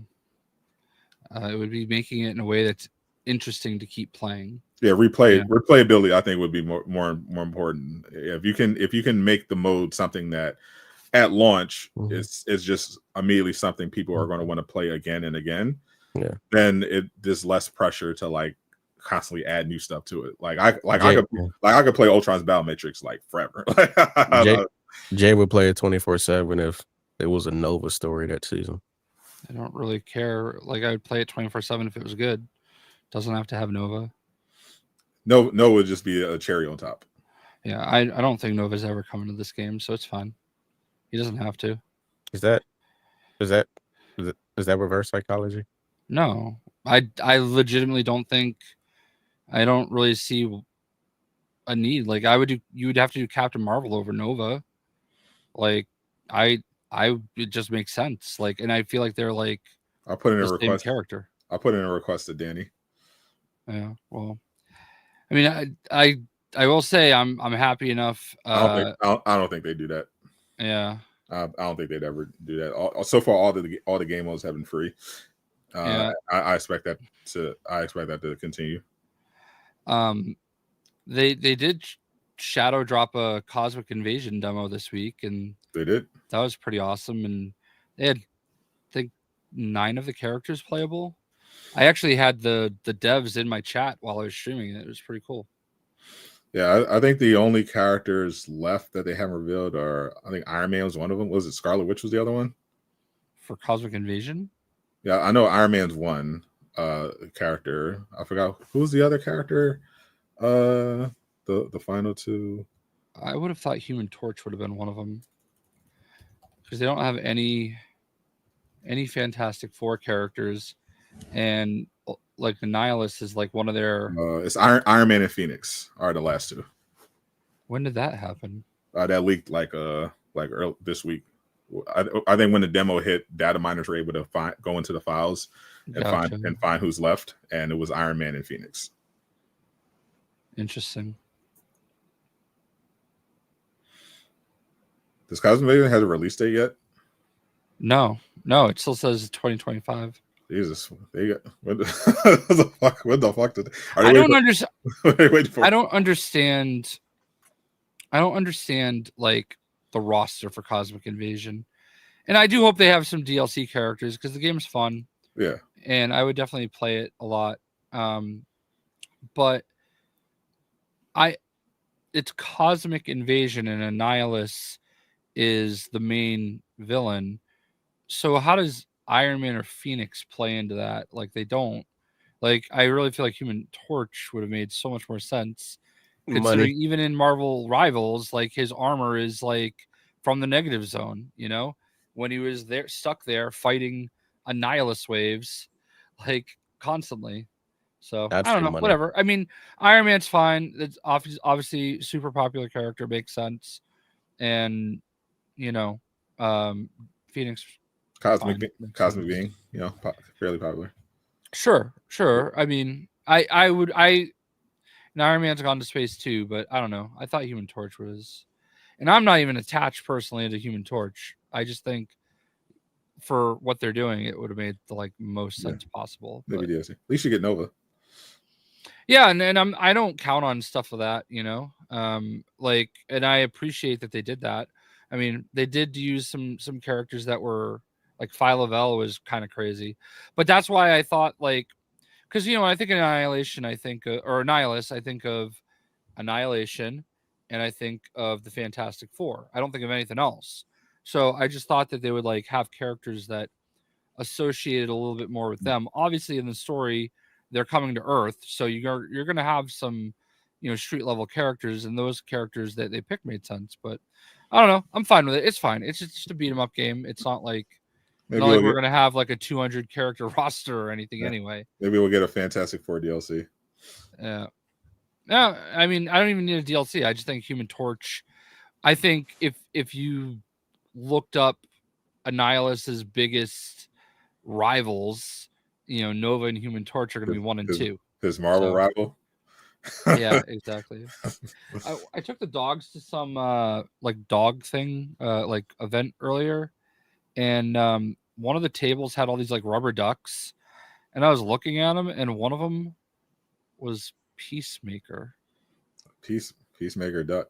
Yeah, it was weird. Anyway, I just looked at it and thought it. I haven't watched this episode yet, though. Oh, I did. Yeah, I thought I forgot to do a stream for it again, but I'll definitely catch the finale next week. I thought it was a strong episode. Obviously, part 2 of the Nazi world. I will say I loved the episode overall. I thought it was really strong. The one thing is that I was watching Nando take, and he did make an interesting point where he thought maybe there was like kind of not a reason. Like we'll see if what the payoff is, but so far it kind of seemed like, why are they Nazis? Because and the point he brought up was that like Peacemaker and Hardcore, that their whole conflict was that, you know, he's in love with the one from his Earth, but he was just convinced that she would just never would get over him and see him that way because of, you know, what happened with Flag Jr. And whereas you have this alternative one who already loves him, you know, who's not, you know, not the same, but, you know, looks the same. And and it was like the conflict, okay, the one you really love wants you to come back, but, you know, what's the motive, you know, and, you know, what, and it was interesting to see. It would have been interesting to see how he ultimately could make that choice, you know, of which one to go to. But the plot kind of just made that choice for him. She's a Nazi. Okay. Problem solved. Yeah. I'll have to make. I don't want to go too much far into it because I just honestly the thing that we would talk the most about would have been Ghost of Yotei. But which I have been playing. I think my biggest issue with Yotei is that I've been playing, and I think I've literally still only beaten one of the Yotei 6, the intro boss Snake. Yeah, because I keep getting distracted by all these side missions. I'm like, oh, I could get a weapon here, or I could get this thing here, or I'm getting all this armor, I'm getting all these weapons, I'm getting all these upgrades, and every time I'm like, okay, I'm gonna go get this Yotei 6 member, and I just get sidetracked by just some new mission or thing that I come across, or a setup to I was like, oh man, I have to do this now. It's so I think it's a credit to just how well they designed this open world. I similarly really enjoyed Tsushima. I really enjoyed this Sakai in Tsushima, but I feel like it's much better. The open world overall is just much better in Yotei. There's just so many compelling stories and stuff, and like constantly keeps you away from just mainlining straight through the main plot. I agree. I just beat my 3rd member of the 6, and I am now I didn't understand how you got the weapons at first, and now I've paid more attention to like what you get for rewards for the quests you're doing. I have almost every collectible that has been available to me so far, like all the hot springs, all the things, you know what I mean? Yeah. Like I've just, that is what I've been spending so much time doing, so many side quests and all that, and but I wasn't really paying attention to like how you got stuff. So I just finally got, I think I just need the long sword basically, and I have everything. I got the long sword already. I'm about to get I'm about to get the Yari, and then I'm gonna try to get the Kusarigami. Yeah, I just got that, and the Yari was actually the first one that I got somehow. I love dual wielding. The double swords is my favorite. They're fun. But yeah, I think it's been hard to like Atsu, and I feel like the further you get into the story, the more you start to sympathize with her a little bit more. I don't like her as much as Jin Sakai, but I like some of the supporting characters more than I like supporting characters in Tsushima, if that makes sense. Yeah. I don't want to, no spoilers, but there's a guitar, like the whatever the instrument is, but you meet like a guitar player. To Shamisen.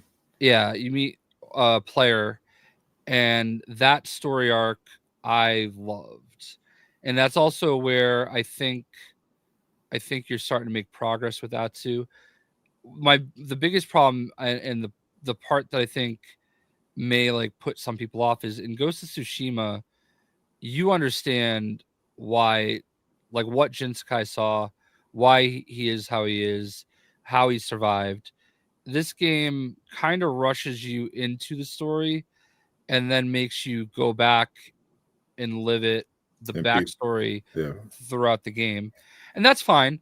Like this is definitely right now my game of the year for sure. Like I just, you know, I am thoroughly enjoying my time with it. Going to the top of Mount Yotei was really cool. There's just like I just don't know. Yeah, the hot springs are obviously much more appealing this time around. The controllers are actually like way cooler in person. I'm not ever turning this one on. Like this one looks so much better in person. The gold one's pretty cool too. I've been using the gold one as my main. So, but yeah, man, I just can't stop. Like, and not many people are watching it. And I appreciate the people that stop by, but it's one of those games where like this is for me. It is what it is, and I'm just gonna plow through it and stream it anyway. Yeah, definitely. I only streamed it for the early access. I've been just playing it by myself without free from distractions. But I might do another stream at one point once I'm done with some of my other videos, because I do love the game. Right now, I'd say that, yeah, for me it's between Yote and Expedition 33. Gameplay wise, I obviously like Yote a lot more. Story wise, I think Expedition is better, but I just love Yote. I will say Yote is a slow burner, like main story wise. I'm not even like, I don't care about the voice actor. Like I don't care about like the person that plays. Yeah. I'm not subscribed to any of that. I don't think about it. She's actually like the voice actor for my favorite character to play in Apex Legends, Valkyrie. So like I just thought I would actually like her more. And there's something about her that is not relatable at times, and it's getting better as they progress, but it's still not all the way there yet. I think it's by design. I liked her right away, but I think that the issue is that her and Jin are just fundamentally different people in that different situations. Like Jin, when we're introduced to Jin, he's a samurai. He's an actual full-fledged samurai. He's fighting for honor, and his conflict is that he realizes that in order to save his land, he may need to compromise on the ethics and everything that he's taught about what it means to be a samurai. Whereas Atsu was just a normal girl whose family was mass murdered by this evil clan, this evil group of people, and now her whole motivation is revenge. She's not interested in pretty much anything except revenge, and that's how we're thrown into her story. But then we get to learn more about her past, what she went through, who she is, her love of music, her love of animals, and it's, for me, it's been fun seeing these layers of her character get peeled apart as we advance through the story and get to know her. Yeah, like I really, really want to like enjoy her the way that I enjoyed Jin, and I think Jin's story is, well, they're both relatable. You understand the revenge aspect of it, but like, I don't know. There have been a few moments in the game where like I felt shock and surprise that I haven't felt in many video games, or where like something happened and it like kind of sank in what was happening, and like there aren't a lot of games that do it that well, and it's pretty cool to like go through. Like there's two, I don't want to like get into them, but like on the Oni arc, you meet somebody, and I was like, oh shit. Yeah, I met that person as well, and was like, also, oh shit. I was shipping them. All right, like, oh god. yeah. So actually, what my friend, I didn't watch the full video yet, but I watched a bit of it for the algo. But my friend GX Arcade, he uploaded his hour-long playthrough of the Oni mission, and he actually cried during part of it. All right, I mean, It is a good story. Yeah. It's a very good. I will say, yeah, I think overall, like by the time I get to the end of it, I may end up loving it, but I don't know. But when I just the prologue for Expedition, just getting to the end of it, Yeah. No, I agree. Was like fuck, like even like from the prologue right after the prologue as well. No, I won't even say just for the prologue, like the prologue. And then like the immediate stuff that happens immediately after the prologue when they're actually on the island and you're dealing with the fallout from what happened when you got there. It was like some of the best storytelling and acting I've ever experienced in a video game, and yeah, it definitely got me in the feels as well, but also like was shocking, and it was just. I wish cinema. Yeah, I feel like I want to watch like just a video and not play it, and that's my big issue. I don't even like dislike that style of gameplay. I just there's something that made me not want to go back to it, even though I felt every aspect of what you just said in the prologue. Yeah, I ended up loving the gameplay as well because I kept playing after the prologue because I intentionally was like, I'm not going to play until I have like enough time to like go beyond the prologue. I wanted to have like a nice long session to really like dive into the story, and I committed to what I did. I was glad because not only did I get really into the combat, but the story gets so fucking good that I'm like, well, now I can't stop. I'm just not going to stop playing this. This is just so good. I got to get to the end and figure out, I gotta get through and figure out, what's going on here. So, but Yote is more of a slower burn in that regard, but it's still, I think it's like the volume, like, cause it's not just the main story has its compelling moments as well, but like, it's just all the side stuff you come across. It's so compelling and interesting and it just is in so many different ways. Like I just had a whole side quest because when I was trying to, as part of the Kitsune path, I ended up doing this whole side quest with this woman in this village, and their whole thing is that they're a very peaceful village. They have this whole real tradition where they'll take in like a bear cub and raise, if it's lost, and raise it, and it's just like this.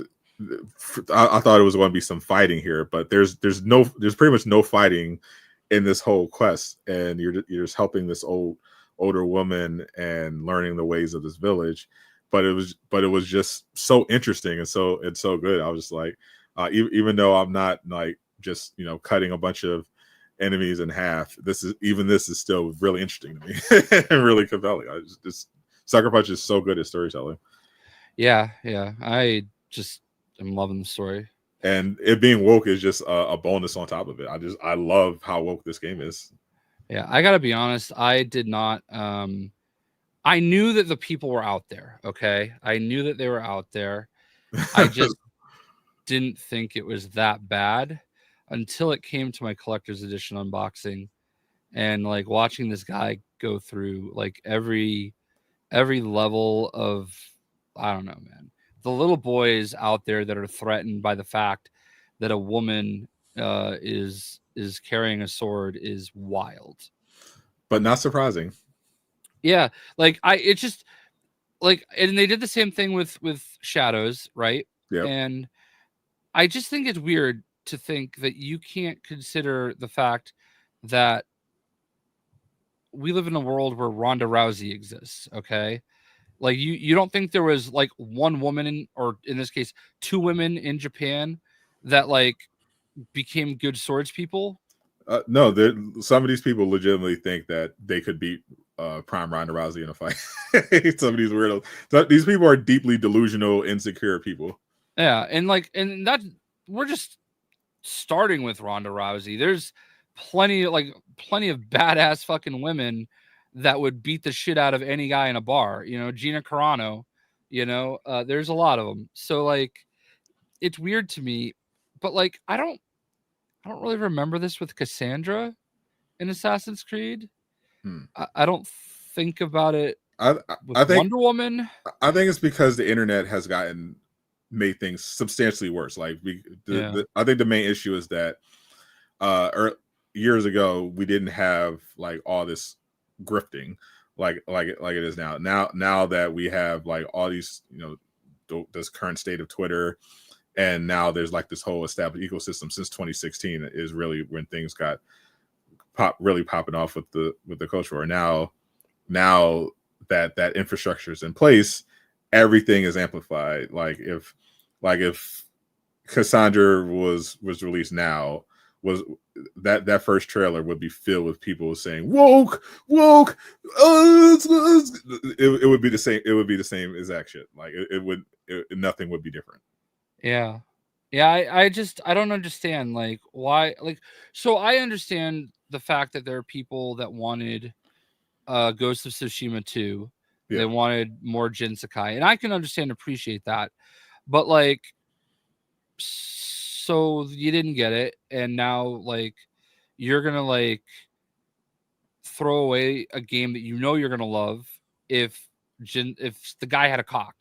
If the character had a cock, you would have loved the game. Yep. But like, since there's no cock, you can't play it. I don't understand that philosophy. Like, you like the studio, you like the story, you like everything they did, and this is just another character in that universe in a different time period that like why wouldn't you like that? Like, I just don't like, why does it matter what the character is? Because they need dick, obviously. Yeah, they want dick. That's literally what it comes. No, I've seen her butt. That's a woman butt. So I don't know. I think there are definitely cases where there are games and forms of media where a character is purposely turned into X, and whether that's a black character, a woman character, or whatever character, a Mexican character like Namor, now he's Mexican. Like there are some cases where you can look at it and say, but I don't think this is one of them, I think legitimately it's just they set themselves up where they have to hate on everything now.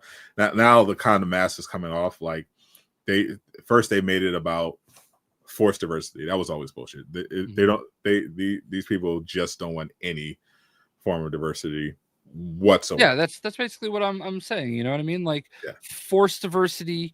There are some arguments there, like. They don't like because they use that to try to make themselves look legitimate, because people are sensitive to pandering. Like that's what we mean when we think of force. Like, we don't want pandering. Like we think of the which Kardashian was it that did the Pepsi commercial? Kendall Jenner. Kendall. Yeah. Like we think of that like no one likes pandering. Like even the people who agree with the politics, they don't want to feel like they're being pandered to. That's where people take issue with. But these grifters, they only want the world to be one way, and they push that narrative and everything. So the only way, I mean the only way they would have been somewhat okay with Yote having a female protagonist is if she looked like Eve from Stellar Bleed. I don't think she's even that unattractive. That's not even what. Like, they literally just want, if it's not Gooner bait, they don't want the woman in the game. They literally let you see her ass at least 10 to 12 times in the game. But I like how you're very focused on that. Well, because it's like the only instance where like we used to be focused on it when it was Jin Sakai 2. Only it was different. We were like, ah, now we're like, ah. Jay, I don't think Jay was like, I think Jay was like, no. I will say he had a little bit more of a pudgy butt than I would have expected for a samurai. Yeah, Jay likes the BBL Jin. Anyway, I don't know. I just don't understand. Like I genuinely don't understand like they were looking for problems. That's a great way to put it. Homophobe is a snake that bites his own tail. Like or in this case misogyny, because yeah, like legitimately, if the character isn't like Gooner bait, they don't think they should. But it's funny because there's misogyny in the game and it's part of the story, and it makes so much sense because like she's treated exactly like these people are treating her on the internet. You know what I mean? Oh, a girl? It's a girl? But like, why is it so like I think this is what makes the character so much more appealing is that she's also like her story. You understand, you killed my family, I'm coming back to get you. Her father was like a weaponsmith, you know, like one of the best in the world. And like, so obviously she grew up around it. So it makes sense. And it's very clear that they made her tomboyish as she was younger, which like, let's not pretend that doesn't happen today. Like it's all the time. And so like, and they also didn't. And they also made it clear that she's not like overpowered. That's the other thing they bitch about. Oh, well, they made her too strong, you know, girl. But she's also like a work in progress. Like she barely makes it through that first encounter against Snake, and he was drunk. Yeah. But she gets stronger. She seeks out training, and she develops as the story gets along. It's very well done. So like I don't know, man. I love it that I don't know. I guess I'm thankful that I'm able to just enjoy the game for what it is, and you know, yeah. It's because you're woke, Jay. We've all been affected by the woke mind virus. We can play a video game with a female protagonist and not have a complete meltdown because we're just so woke. we just can't see anything beyond the wokeness. But I don't know. I'm enjoying the process. If I listened to what these weirdos thought was we should play based on their politics, I would have missed some of the best games ever. I'm glad. So I will continue to ignore them and play the games that I think are good. Exactly. I think we'll all be happier for it. All right, so we hit the rare 3 hour mark. I think, and we've wrapped up surprisingly all the topics, and with a little extra. So appreciate everyone hanging out. Appreciate King Greek joining us for thank you for a yap. It's always a good time hearing from Mr. Greek. Make sure if you haven't already, you are following him on everything: YouTube, Twitter, TikTok, anywhere you can find King Greek. You should be following. He's always a great person to listen to on a variety of topics.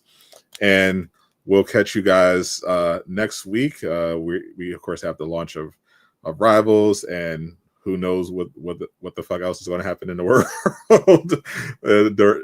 during that time frame. We'll just have to wait and see. We appreciate all of you as usual. Gabe, Eastwood, Strange, Travis couldn't be here this week. Get well soon, Liam. We appreciate all you guys hanging out every week. Shout out to Casual. Hope your deep dish was delicious today. Gio, of course. Casual's old. Casual is old. Indeed, no one's denying that. So we'll catch y'all next time. Actually, Comic-Con is next week as well. So I don't know if Jay. I'll be back. I'm driving down Wednesday late, staying at a hotel, going Thursday and Friday, and driving back Saturday morning. All right, so Jay will be able to give us a Comic-Con recap. That should be a good time. I'll probably be doing a stream at some point on some aspect of Comic-Con. I'll see if I can pick one out that I'm interested in covering for the day, because I enjoy the Comic-Con festivities. We might get some interesting reveals as well. So So stay tuned. We'll catch y'all next week. I'm Scott the Gamer. I do know that I have. Sorry, I was going to build off of that. I do know that I already have like a VIP meet and greet with Rob Liefeld that I'm doing. Oh, shout out. Koei, what is it? Koei, what are they called? Namco, Bandai Namco. It invited me to some creator event Friday night. So that's cool. I know that I'm going to go to the DC Comics booth because I know Lego Batman's going to be there. Yep. So we'll see what happens with that. And I know there's a Mortal Kombat panel. So I don't know exactly what's going on there, but that's why I'm staying overnight Saturday. If something came up and I was able to like get into it, we're good. But anyway, I'm trying to stretch it out because the Patriots are about to go for a field goal. Oh well, fuck the Patriots. I managed to watch the whole game without being too distracted. Well, fuck the Patriots. We're out here. Appreciate everyone. I'm Scott the Gamer. I'm not Casual Avenger. That's King Greek. Zip it up and zip it out. Peace, my naysayers.